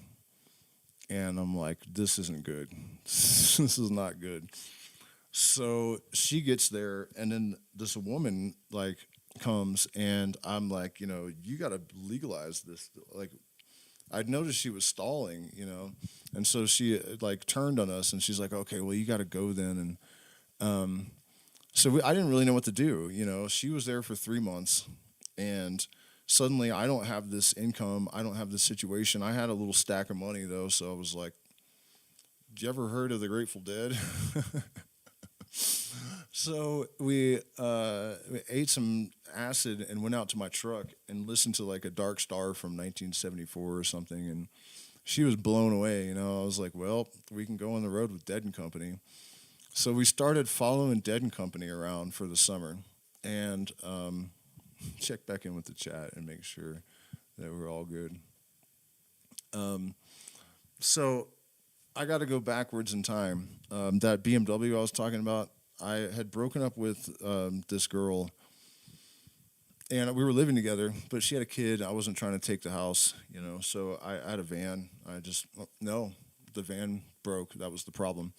So the sister of the woman that I was working for back then told me, oh, well, there's this guy I know that has a dealership. They'll give you a car, a loan, even if you don't have, because I didn't have a bank account, no address, no credit history. I haven't had a lease or a utility in my name since I was 17 or 18 or something, still to this day. And so I was like, what? I didn't get it. And I go down there, and they're all Mexican. The place is shady looking as hell. And there's this Jeep that I had money for in my pocket, but I really like the X5. And the guy's like, okay, we'll give you a loan. And I was like, what? I don't have a bank account. I don't have an address. Like, don't worry about it. You want to pay us. And then it kind of hit me like, these guys are cartel. And I don't know why they were so confident they'd be able to track me down, but I guess maybe the cartel has that kind of presence in Northern California, and that's what they were saying. So I took the car and a loan and gave them what I had in my pocket, and then I lost my other job. My friend, the guy that pulled up in the front yard and bought all the weed, I was supposed to make a bunch of hash for him, and it was going to make a lot of money. And but then his girlfriend talked some shit or something. He got mad at me, and it wasn't even true, but he got mad at me, so I'm like, okay, shit. And they gave me like a week to come up with another grand because I didn't even have the full deposit for this X5.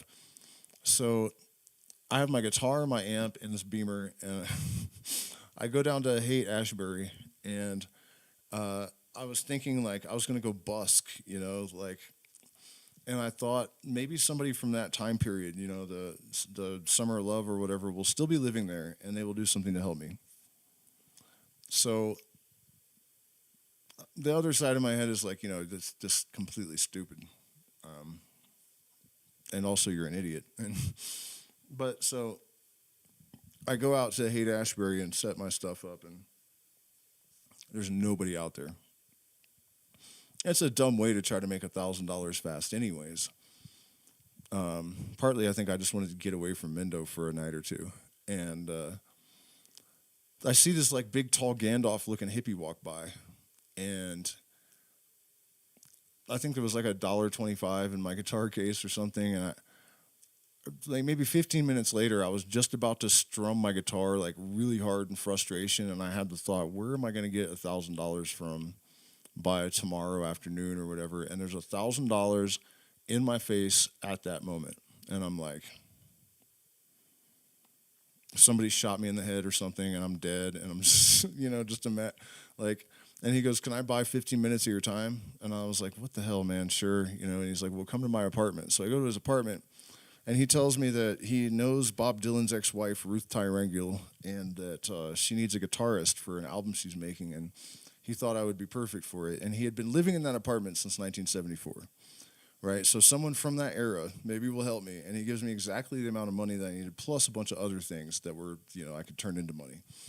And so... I was just done stupid, but I wasn't really sure how seriously to take him because it was just weird, So I agreed to it. He's like, yeah, you can have the money as a down payment, and just, you owe us 4 hours of studio time or whatever. And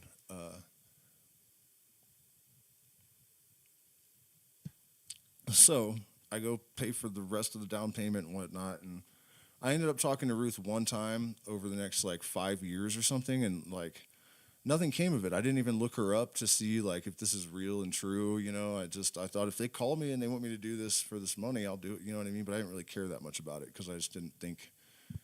I don't know. I didn't get the significance of it or something. And so Enrica and I are going around with Dead and Company, following them around, and we're in LA, and all the hotels are full, like forever. And it just got so late. I was like, man, what the hell? And I thought, let's call Bruce and see if Ruth will let us crash her house, because I'm pretty sure she lives in Topanga Canyon. And I sent him a message, and we got a message back saying, here's an address and see you tomorrow. And so we parked the truck in the ghetto, and there were just literally like gunshots all night everywhere, loud, and like some of them were semi-auto, and it was not cool. And but we were fine. We got up and drove the rest of the way to her house, and it was true. It was real. And when we got there, I actually looked her up, and she was in Bob Dylan's movie. I don't remember the name of it, but it's supposed to be the worst movie ever made, according to most people. I think it's like 4 hours long, and there's just like nothing happens or something. And she's in that movie, and she's also in a lot of his songs and stuff. And I was like huge into the Dead and Dylan when I was in my early 20s, and particularly the song Memphis Blues. I would drive around in the Shenandoah Valley like just singing along at the top of my lungs to Stuck Inside of Memphis.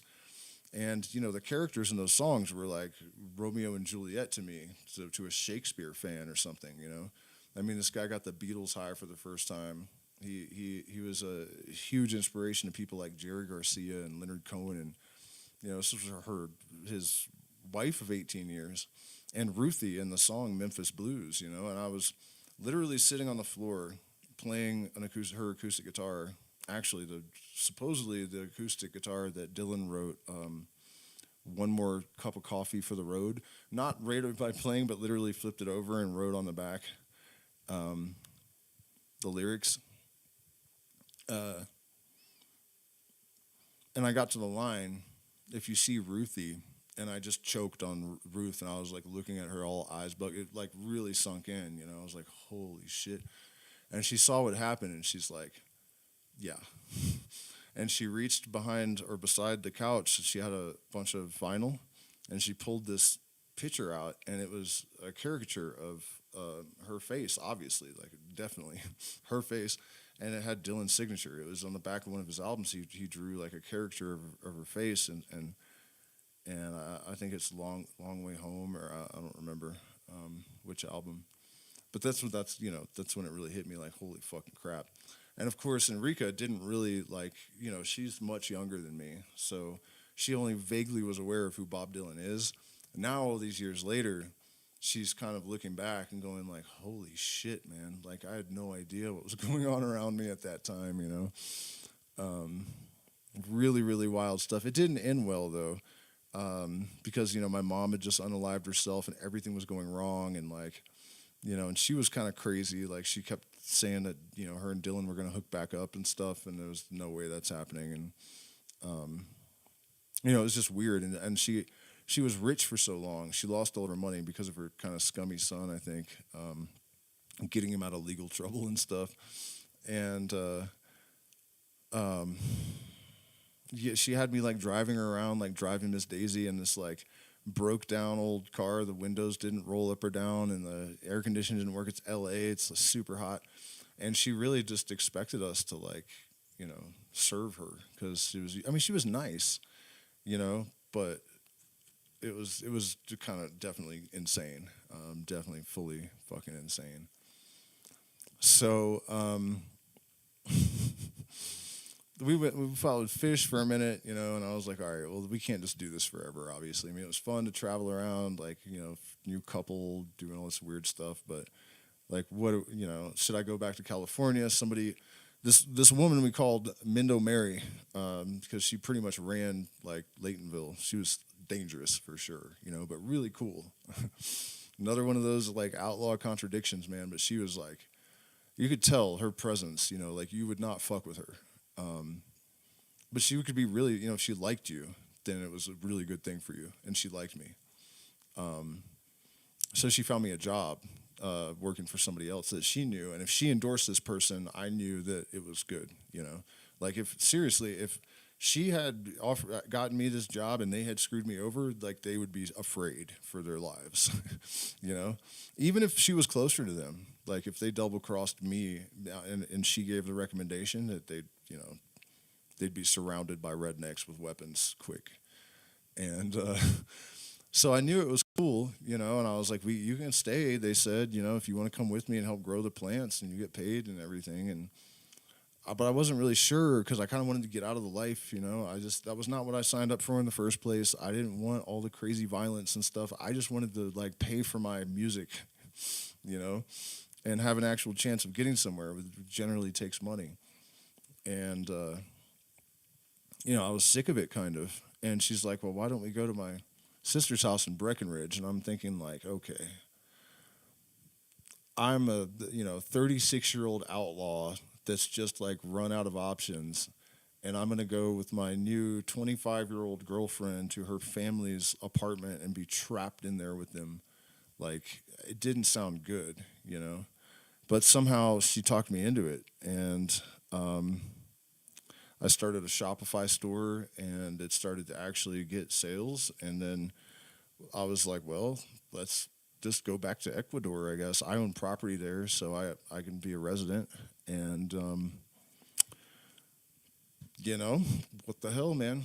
And so we went down there, and then Shopify, almost as soon as we landed, my Shopify store, it was all psychedelic and like organic stuff. And it hit the top 25% of traffic for that week for Shopify stores, which would have been a shit ton of money. And as soon as the traffic started, before there was a single sale somehow, or maybe there were sales and they blocked them all, I don't know. But I got a notice that said that, and then just like a instant later, like I didn't notice at first. I went downstairs to tell Enrique, look at this shit, and then I looked again, and I was like, oh, there's another message, and I opened it, and they're like, your shit has been frozen, like it's not a go. And I was like, what the hell? So we called them, and they're like, I don't know. It could be because you're from you were using a foreign, whatever address. And I was like, but that's the whole point of this. You're supposed to be able to do it from anywhere in the world. And you're telling me shut me down for just because I was like overseas, like, and he just made excuses and they wouldn't do anything. And I realize now I put a bunch of money into it. I probably could have sued them if I had, common person sense. I've been an outlaw my whole life. Like I don't think like that. I just thought, well, they're holding the reins, so now I got nothing. Again, I think I had like $600 to my name or something, and the guys in California still did have money to send me a little bit here and there for a little while, so that helped. And then I just kept working with the shaman for years and years, and eventually ended up in the jungle. I started this YouTube channel all right about the time the Shopify store, and it got monetized almost right away, and then demonetized almost right away. We had like a rape business that we started, but then the COVID shut down the Ecuadorian post office, so the shipping from private companies was too much to make the business viable now. So it's like I just kept, tripping and stumbling and landing on my feet again, and like, like almost just like making up something new on the fly. Well, not really making it up on the fly, but because I had been studying, mysticism and plant medicine and using psychedelics and engaging in ritual magic practices, and even joining, the Freemasons and the Hermetic Order of the Golden Dawn and all this. So I had plenty to draw on, But yeah, sort of long story short. And before it was over, I worked with Shuar, Shipibo, Kofan, Quechua, medicine traditions. I've lived in several different locations in the Ecuadorian rainforest, the Peruvian rainforest, Iquitos, Pucallpa, Tena, Ecuador, Vilcabamba, Ecuador, the beach in Ecuador, Montanita, crazy town. Cocaine is almost free, and it's everywhere, like everywhere. The town is just like basically a pile of cocaine and alcohol, which isn't the greatest thing. Like they don't sleep really; it's always loud. But it was wild just to see, because the police don't mess with anybody. Also, the ecstasy, whatever, everything, and it's not fake. Nothing's ever fake. It's all real. You don't ever get tainted anything, and you don't get ripped off. People are super cool. It was weird. We lived there for just a couple of months. It was just too loud, and we're not really into the partying. Dipped our toes in that, but that was enough for us. Yep, Sacred Valley.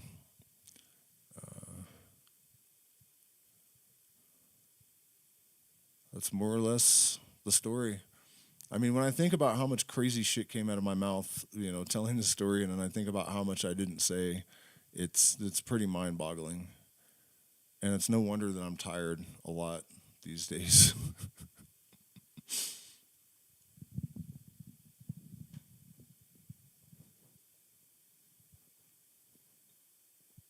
No, I don't worship Crowley. It's just dumb. No, Crowley didn't want to be worshipped. I don't worship anything. I don't believe in worshiping things. I don't really even believe in the objective existence of spirits in that sense. But no, you don't relegate your sovereignty to something else. We are sovereign, from my point of view. The Shuar who I learned ayahuasca from and in their tradition through my first teacher, for example, you don't prostrate yourself on the ground when you pray. You sit up and you have respect for yourself, and you don't send your prayers off to some sky god. You direct your attention directly at the thing that you wish to influence. Magic. Crowley said, "I would hate and despise followers. Every man must cut his own path through the jungle." So I reference Crowley a lot because he left a very well-articulated representation of what the gnosis is and why it's important. But it's not about emulating him. In fact, a lot of people criticize him because there's elements of darkness that are pretty thick sometimes. And, they said, aren't you a black magician, and isn't that a bad influence? And he said, you're missing the point entirely. Even if I am a black magician, that's my true will. Your true will could be anything, and it's your job to find that out. You don't imitate me. You're not trying to have my true will. It's your own true will. Find your own identity and constrain your life to function in conformity with that.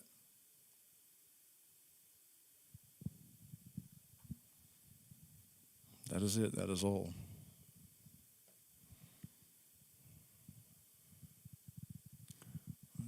Let's see if anybody else has any questions or comments or subjects that. Are you living in Sacred Valley currently? Yeah. Have I ever felt attacked by an entity? No, I don't really believe in that exactly. No, I'm not wanted by law enforcement in the States. No, not in the least. I've actually checked just to make sure that, I had a warrant scan or whatever. No, I'm not. Plus, I wasn't like that, really. I mean, it's not like I was out. The stories I told, I really wasn't involved with directly. I just was on the peripheral of them. It wasn't my thing. I've always been kind of too smart to go overboard and really get, and I'm not greedy. So I wasn't willing to take. I wish I had been willing to take slightly bigger risks, because I realize now that I have a kind of a bubble that I think would have facilitated that. Could be wrong, but I think so. And so I wish I had been ballsier a little bit, but not anymore immoral or anything. I always had a certain system of ethics that I wouldn't violate, and that kind of limits your, bandwidth of behavior, I guess. I saw another question. I already forgot what it was, though. Oh, about entities. So the thing about entities is that, in my experience, just from observation, everyone that I've ever seen talking about having energetic attachments and entities is just somebody that is doing spiritual bypassing and doesn't want to deal with their shit and is trying to blame it on influences they can't control. That's all it is. If there were demonic creatures trying to influence our behavior and destroy us all the time, you would not have a good night's sleep in your entire life. You know, like some of these like new agey kind of ideas, I feel like if you just think it through just a tiny bit, they just crumble to dust, and it's a good thing because they're extremely damaging beliefs. Um, you know, and people will say like, "Well, I've seen a shaman extract during ayahuasca." Yeah, sure, me too. But you're on ayahuasca, and you know what the guy's doing. It doesn't mean anything. And I'm not saying you can't draw energy out of people. That's not true, But there are limits to this stuff. And karmic cleansing, this is like a big thing people are charging money for. It's one of the dumbest things I've ever heard in my life. No one can cleanse your karma. If you have karma, you have to work it out. It's math. You can't, you know what I mean? It has to be real. There has to be a process. Something has to be engaged, in order for there to be a result. You don't just have somebody wiggle their fingers around and beat you with plants and spray stuff on you and then your karma's better. And I'm not ridiculing shamanism at all because, I know that these techniques can have effects, but the limits to those effects are often exaggerated pretty severely, and since the profit motive has entered into shamanism and all this kind of stuff, you see an awful lot of really bad ideas that are clearly engineered to sell people things they want to believe, So you just really think about it. If the world was crawling with invisible, higher dimensional evil beings that wanted to destroy humanity, we would be fucking gone, It's silly. If you understand the universe in terms of reality, which is that every bit of energy is balanced by its opposite. So there's a positive particle, there's a negative anti-corollary particle that is of the exact same mass and whatever, And so if the photon hits its anti-particle that's exactly the same, it leaves behind nothing but a couple of photons, It's perfectly balanced. That's why there's a perfect balance of good and evil in the world. It has to be that way. It's the way the universe is structured. You do not need to invoke evil spirits and shit to explain it. You just don't, It's just a matter of balance. That's it. It's that simple, And I think people are really drawn to the kind of new agey comic book versions of reality because it makes life more, I don't know, it's like an escape or something. But that's not what real spirituality is. Spirituality is about being here and now, seeing what is for what it is, and not projecting beliefs onto it and not making stuff up to explain things that have obvious answers,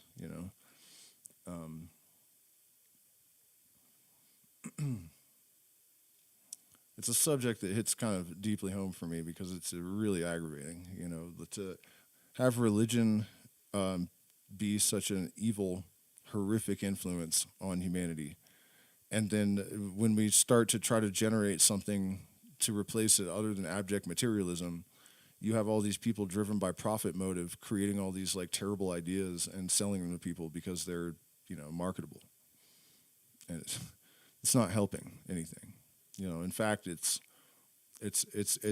probably made things a lot worse generally, just like new age spirituality in general. And one of the other problems is that if you really want to be a shaman, if you really want to be a magician, if you really want to be anything, it takes a lot of tedious work and it takes a lot of intellectual work. And that's one of the things also that I think pop culture ideas have kind of derailed. That, you have to forget about your intuition and you can't use critical thinking to understand things of the spirit. No, yes, you can. Yes, you can, and you have to. Otherwise, you just end up lost in the abyss,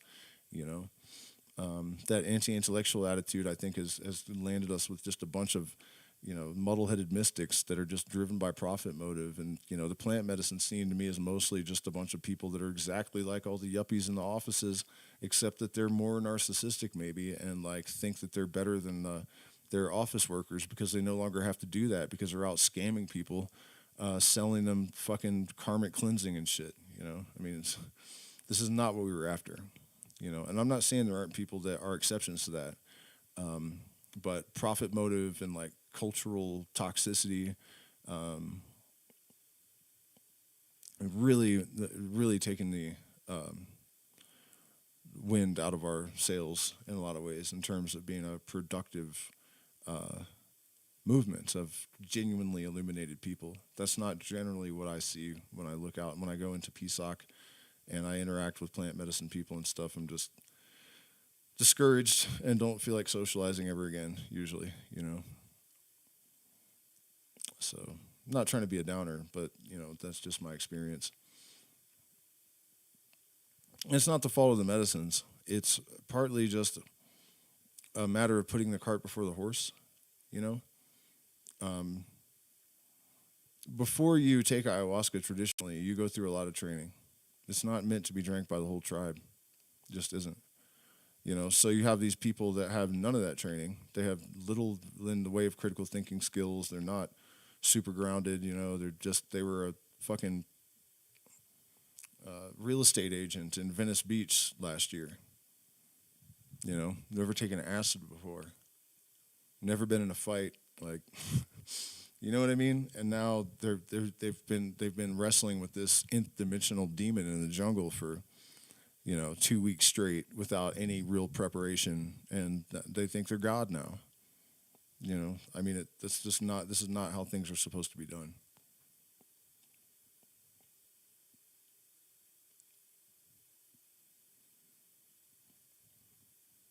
You know, at first I kind of regretted that I didn't get ayahuasca younger because I might have avoided a lot of trouble. And that's probably true. At the same time, I'm really glad that I was in that world, you know, and I was able to gather knowledge and common sense and wisdom and experience before taking that step in there. Because I think in way too many cases, that's not how it happens. You know, they want your money. And the reality is, before you ever drink ayahuasca in a tribal situation, like the Shuar, for example, um, you would be given tobacco, drink it, drink, you know, liquid tobacco juice at 8 years old at the waterfall for 3 days, fasting, drinking tobacco until you acquire something like a magical power. I'm not going to say the name. And then when you're 12 or so, you're given datura or toei. It's Brumanzia now. It's been reclassified, but basically datura, you know. And then maybe if you're one of the smartest and most like morally upright, reliable, hardworking of the kids, you might be chosen to eventually drink anathema or natim, depending on whether it's ashwar or shwar. You know, you're not just like some kid that just decides he's gonna take his year off from college and go to South America and drink a bunch of you know what I mean? That's not right. It's not how this is supposed to go. So that was probably more of an answer to your question than you were looking for, but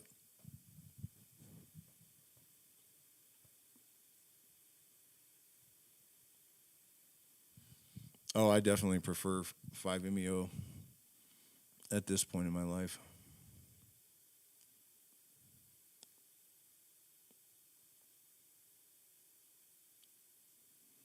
All right, we're getting a lot of questions, so I'll do my best. He asked, "Do I consider myself a shaman, a master healer, or whatever?" I don't really think about that. I mean, if you mean technically, are there, you know, maestros of various lineages that I've worked with in South America that the entire community refers to me as maestro? Yes. So, I mean, that's you know, in that sense, I guess you don't get more credentialed than that exactly. But I don't really think about it that way.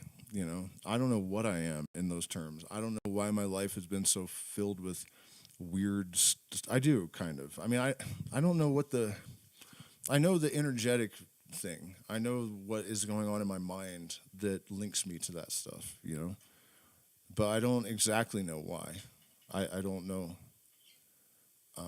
what to call it or what to think about it, and I don't really worry about it. You know, what I worry about is that for whatever reason, whatever psychological issues a person has when they come to me, I know what they are. I know where they came from. I can tell them all about their parents. Talk to any of my clients. Some of them have, reviews that we've posted videos. I just know. Like I read people just like the entire script of your being. It's like, and it takes about a split second, and I know. I can tell body language kind of. If you've been molested, like. And not even necessarily from studying it intensively. I just know, I know. I don't even need to meet you. If we just talk a little bit, I'll know what's up with you instantly, almost. And then I know how to address that. I know where to look. I know that I have a lot more synchronicities and precognitions than normal people. And when it comes to plants and healing, that's also kind of not me exactly. Like in one case, I had a guy that came here with epilepsy, and I just knew that Ajo de Monte was going to help him. And I went to one of the neighbors who was a Quechua shaman, and I asked him, what plant do you give for seizures? And he said, Ajo de Monte. I gave it to him. He never had another seizure until he started using meth again a year later or something. But, the seizures stopped.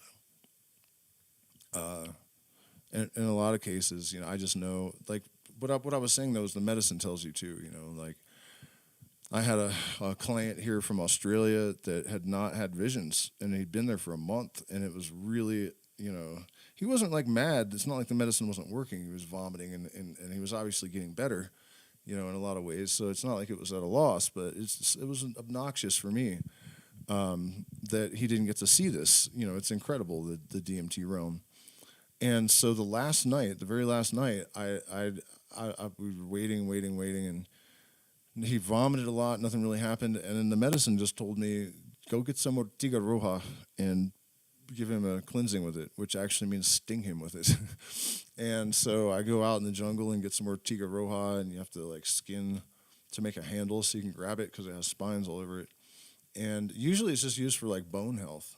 And they just use a little piece and kind of slap it around on your arms and stuff. But I grabbed a whole big old bush and asked him to take his shirt off and gave him the cleansing with it. And he went and sat down, and I thought, well, it's been 5.5 hours, nothing's gonna happen. I went in the kitchen and got a snack, ate a plantain or something, and I come back out, and he's sprawled out by the fire and not even on his mat. And I was like, what the hell? And he's like, oh, the visions, they're finally, the visions are, so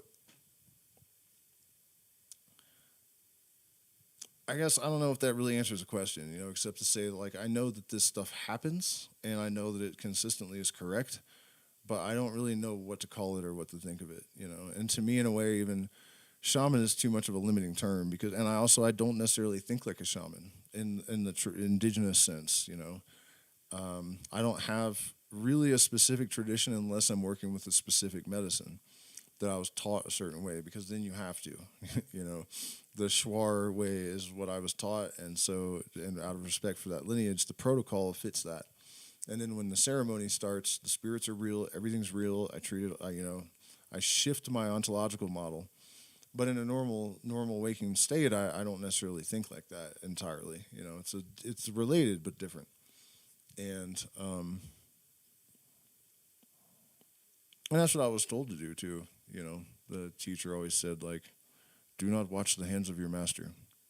You must find your own way, find your own songs. I only know a couple of the songs that he used because I was encouraged really not to. And that's traditionally how it was. This whole thing of like everyone imitating the pop culture idea of what an ayahuasquero is supposed to be, that's not right. Every shaman was supposed to be his own thing and have his own songs. This thing of Icaros getting passed around, some tribes did do that, but they did not preserve them note for note. Like I've seen white people like arguing, like no, this little this little tiny flare here, and no, no. Any Shipibo that I've known, and this was Shipibo Ikaros, different every time. They're different every time. Never are they repeated once. So how are you supposed to learn them exactly? There is no exact, you know? So even what people are claiming to do to try to respect and honor tradition supposedly is against tradition and it is dishonoring it. You know, this is one of the reasons that like I'm sort of more and more isolated, really, because like everywhere I look, I just see things going awry, you know? And I can only do so much.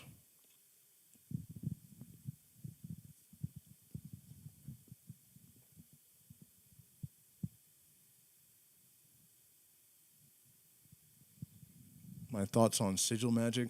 The people that are tuning in to hear the outlaw stories are too late, by the way, just in case that applies to you.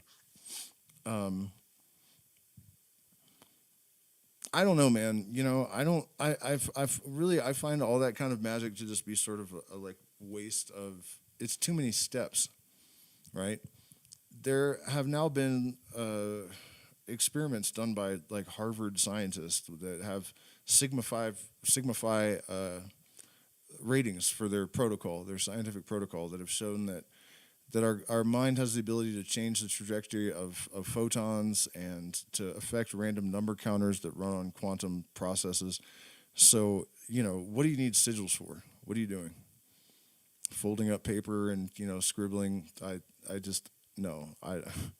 I don't buy it at all, you know. And I've heard stories about people, you know, the guy that wrote Spider-Man, the movie, the screenplay or something, talking about this, and he was very clearly mentally unstable, for one thing. But he was saying that he used sigils to try to attract a certain type of woman, and like 100 of them showed up, and they were all like messed up or whatever. And I'm saying if he had just had that intention without doing the sigil work, the same thing would have happened, you know. And I know that from experience. It's just too many steps, you know. And that's something I'm really, really opposed to is superstition, because it just really, you know, truth is self-substantiating, truth is light, and then there are shadows, and those are things that pass. And so I really try to work hard to convince people to let go of all these superstitious versions of magic, because there's nothing, the only tool you need is your consciousness, period. You don't need to sacrifice anything. You don't need blood. You don't need sigils. You don't need a motherfucking thing. All you need is your will. And if you don't do your personal work before you start trying to engage your will to have sort of preternatural effects on your experience, you're going to have a bad time, okay? So, you know, like you need to work out your demons first and realize that nothing's going anywhere. You know, the prima materia is transmutated. It's not evaporated. You know, you're not getting rid of anything. You're not getting rid of your darkness. You don't even want to. If you did, you would disappear. That's not the point. It's not even the point. You have to understand that the magician, man, I'm almost tempted to pull up this video I made about Crowley, because he says it so well, but it would take me forever to find it. It's not really reasonable. But he said something like real magic is just the person that has figured out how to use natural laws in a way that allow them to perform what appear to be miracles to the profane that don't understand what's going on or something. And that's where we get all this superstition, you know. But what I was saying is that an example of that is like entrainment, right? So when you constrain a demon to do your will, you know, the whole Congress with Demons thing, you're actually just like taking greed and turning it into healthy ambition. You're not going to get rid of it, but you can transmute it into something that's maybe more productive and more useful. And you can have confidence that that demon is going to follow your orders because of the law of entrainment. These are the natural laws that Crowley was talking about. So you compel the thing that cycles at a lower speed to entrain with the thing at the higher speed. And when the magician says to the demon, "You are compelled by the Most High God," what he's saying is the laws of the universe dictate that you have no choice. That's really what it is, you know. It's not this hooba jooba nonsense. It really isn't. But it is also real, you know. The you know the people that accomplish the most in terms of like substantive art and things that transform cultures and epics, you know, they're always severely damaged. And it's this transmutation of that prima materia into the philosopher's stone that makes them what they are, you know? So that's the trick. The demon is compelled by the law of entrainment. You know, the magicians, this is why dogs listen to people. Really. They're entrained with a higher cycle that they don't really have a choice.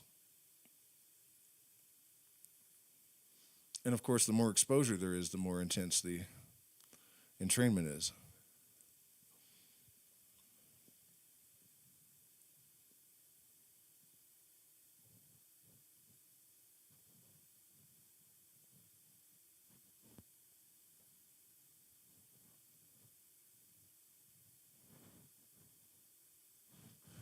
How much do I got left for tonight? I don't know. How much you paying me? Seriously, guys, if you haven't hit the like button or become a patron, it's definitely cool to be a patron and support our mission. You can make one-time contributions through the addresses in the chat and in the descriptions. Do you know how to regain motivation? Yeah. I don't know if you're still there or not, but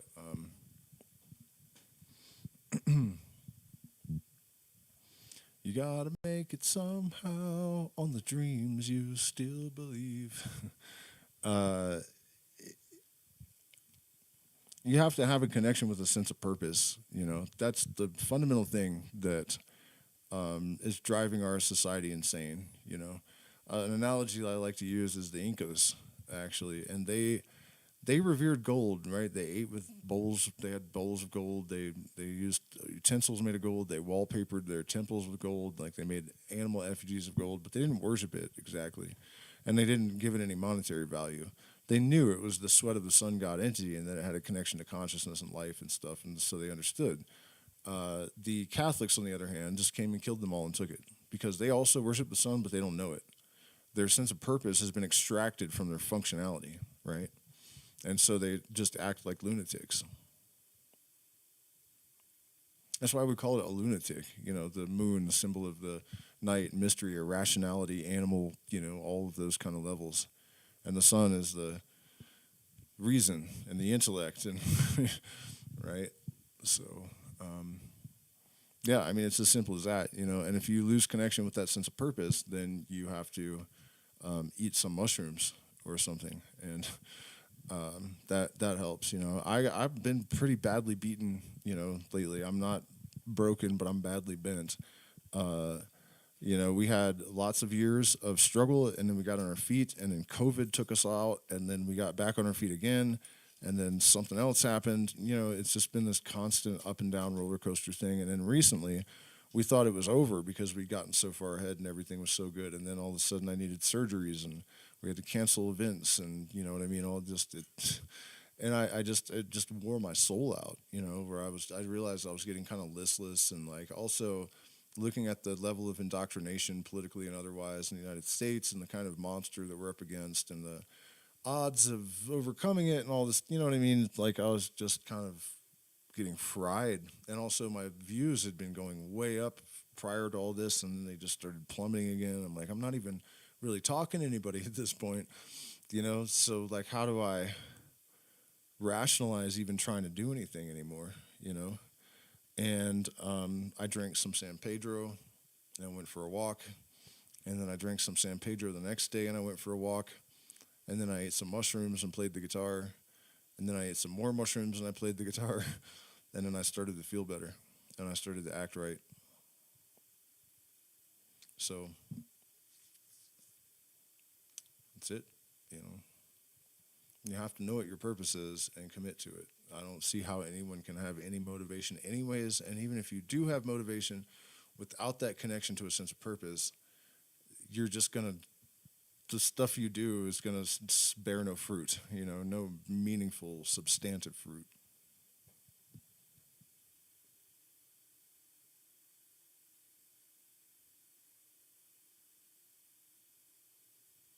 That's so weird that you would randomly ask me about Blue Oyster Cult.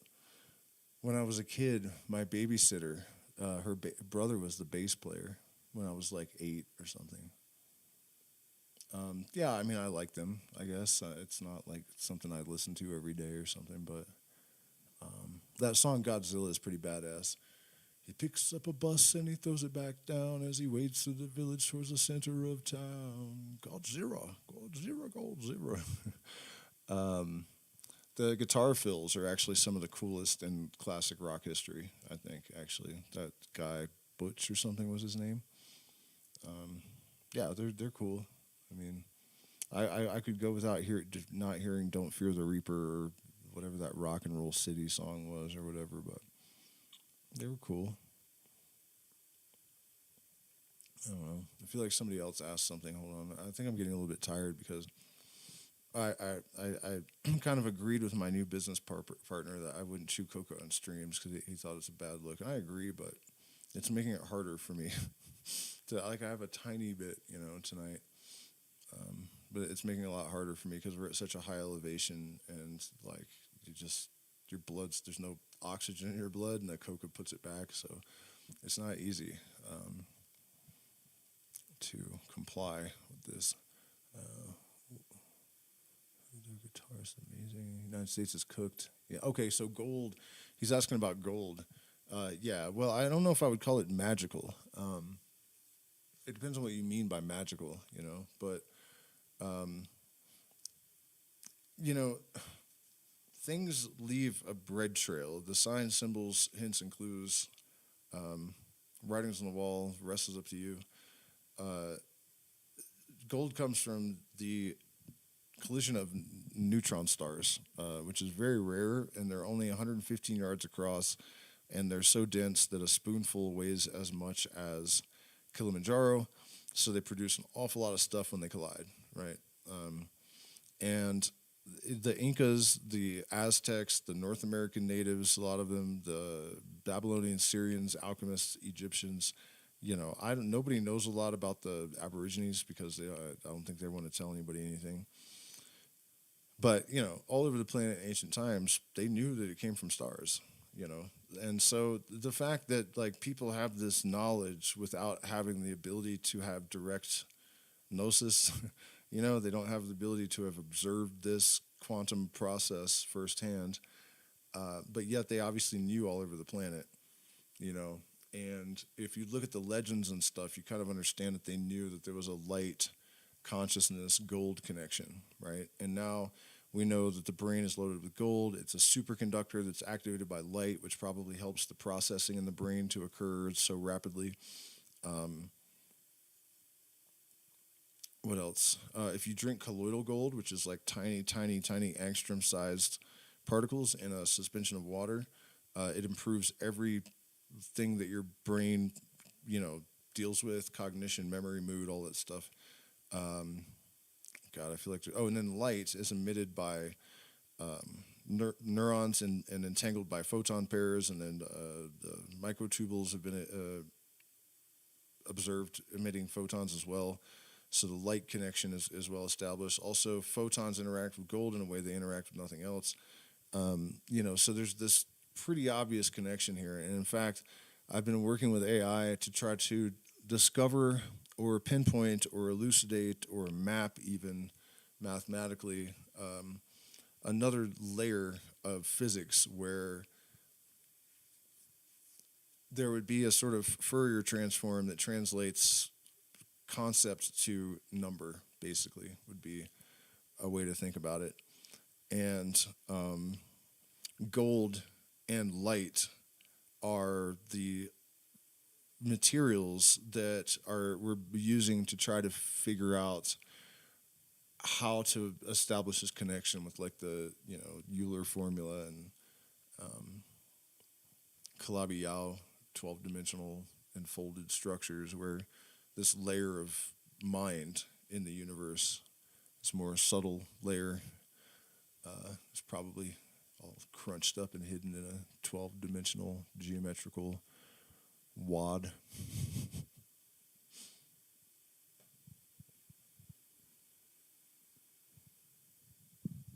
Somebody says the U.S. is cooked. That's probably a fact.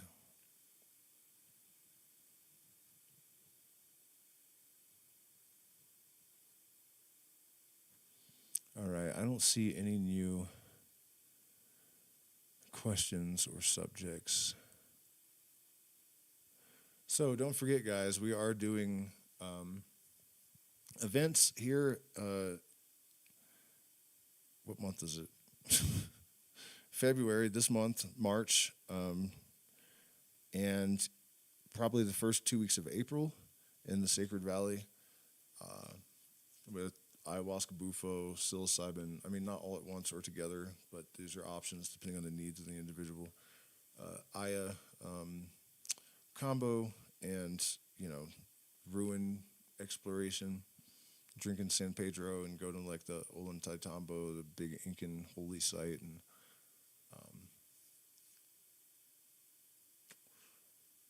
definitely exciting. And then in May, we're going to the jungle, Manu, and I'm excited for that because I've had about enough of the elevation. So,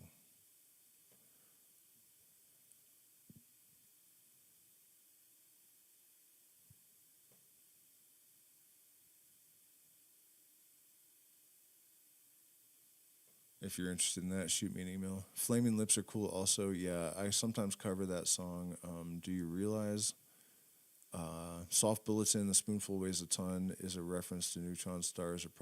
There's a lot. Yeah, there's a lot in that album. There's a lot. It's cool that you picked that up.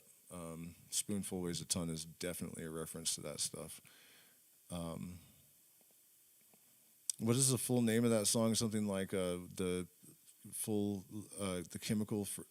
Like the idea is that these two scientists like created the universe retroactively by mixing chemicals in a petri dish that made love, and I think that's like the basis for the concept album.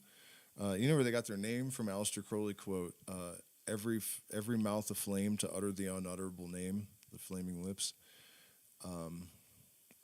So they're into that stuff too. In fact, I had this really weird experience at a music festival called Bottle Rock in Sonoma County, where I was talking to this random lady about Crowley and the connection to the music and how so many of them were into it. And like, as I was talking to her, a golf cart drove by with the number 666 as it's like, some of them were like 324 or whatever, and that one was 666, and I was like, oh, that was odd.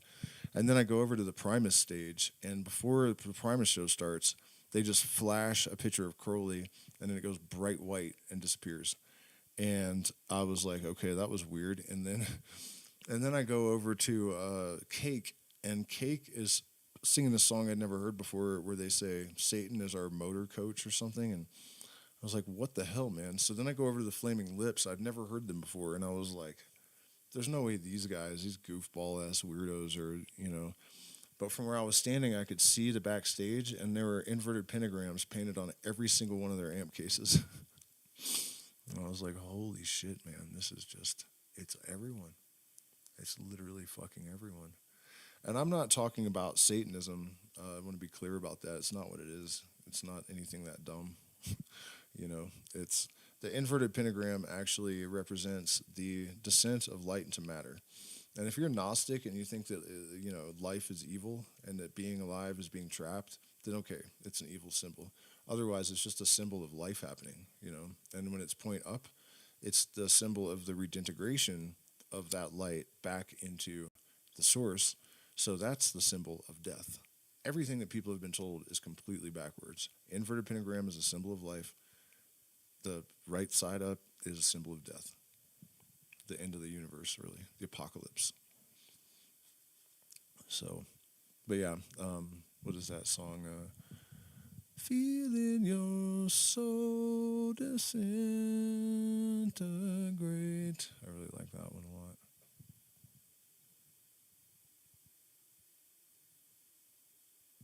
I've only really listened to the soft bulletin.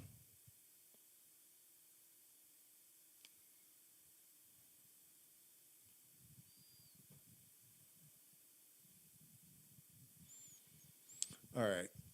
2.5 hours, and at this point, we're just talking about the flaming lips and stuff, which is great, but I'm tired and hungry. Um, so I appreciate all you guys for being here. I hope that there was, value gotten tonight, and if so, I hope you will consider supporting us in one form or another because we certainly could use the support and definitely appreciate it. And I feel like if we're able to just get over this hurdle, we can really do something. And join our Discord. It's become kind of a community where people are developing friendships. There are projects that are happening. Um, so join the Discord, the Patreon. You get access to a bunch of premium material going back 6 years, and then also our private chats and secret streams once a week. So thank you guys so much, and good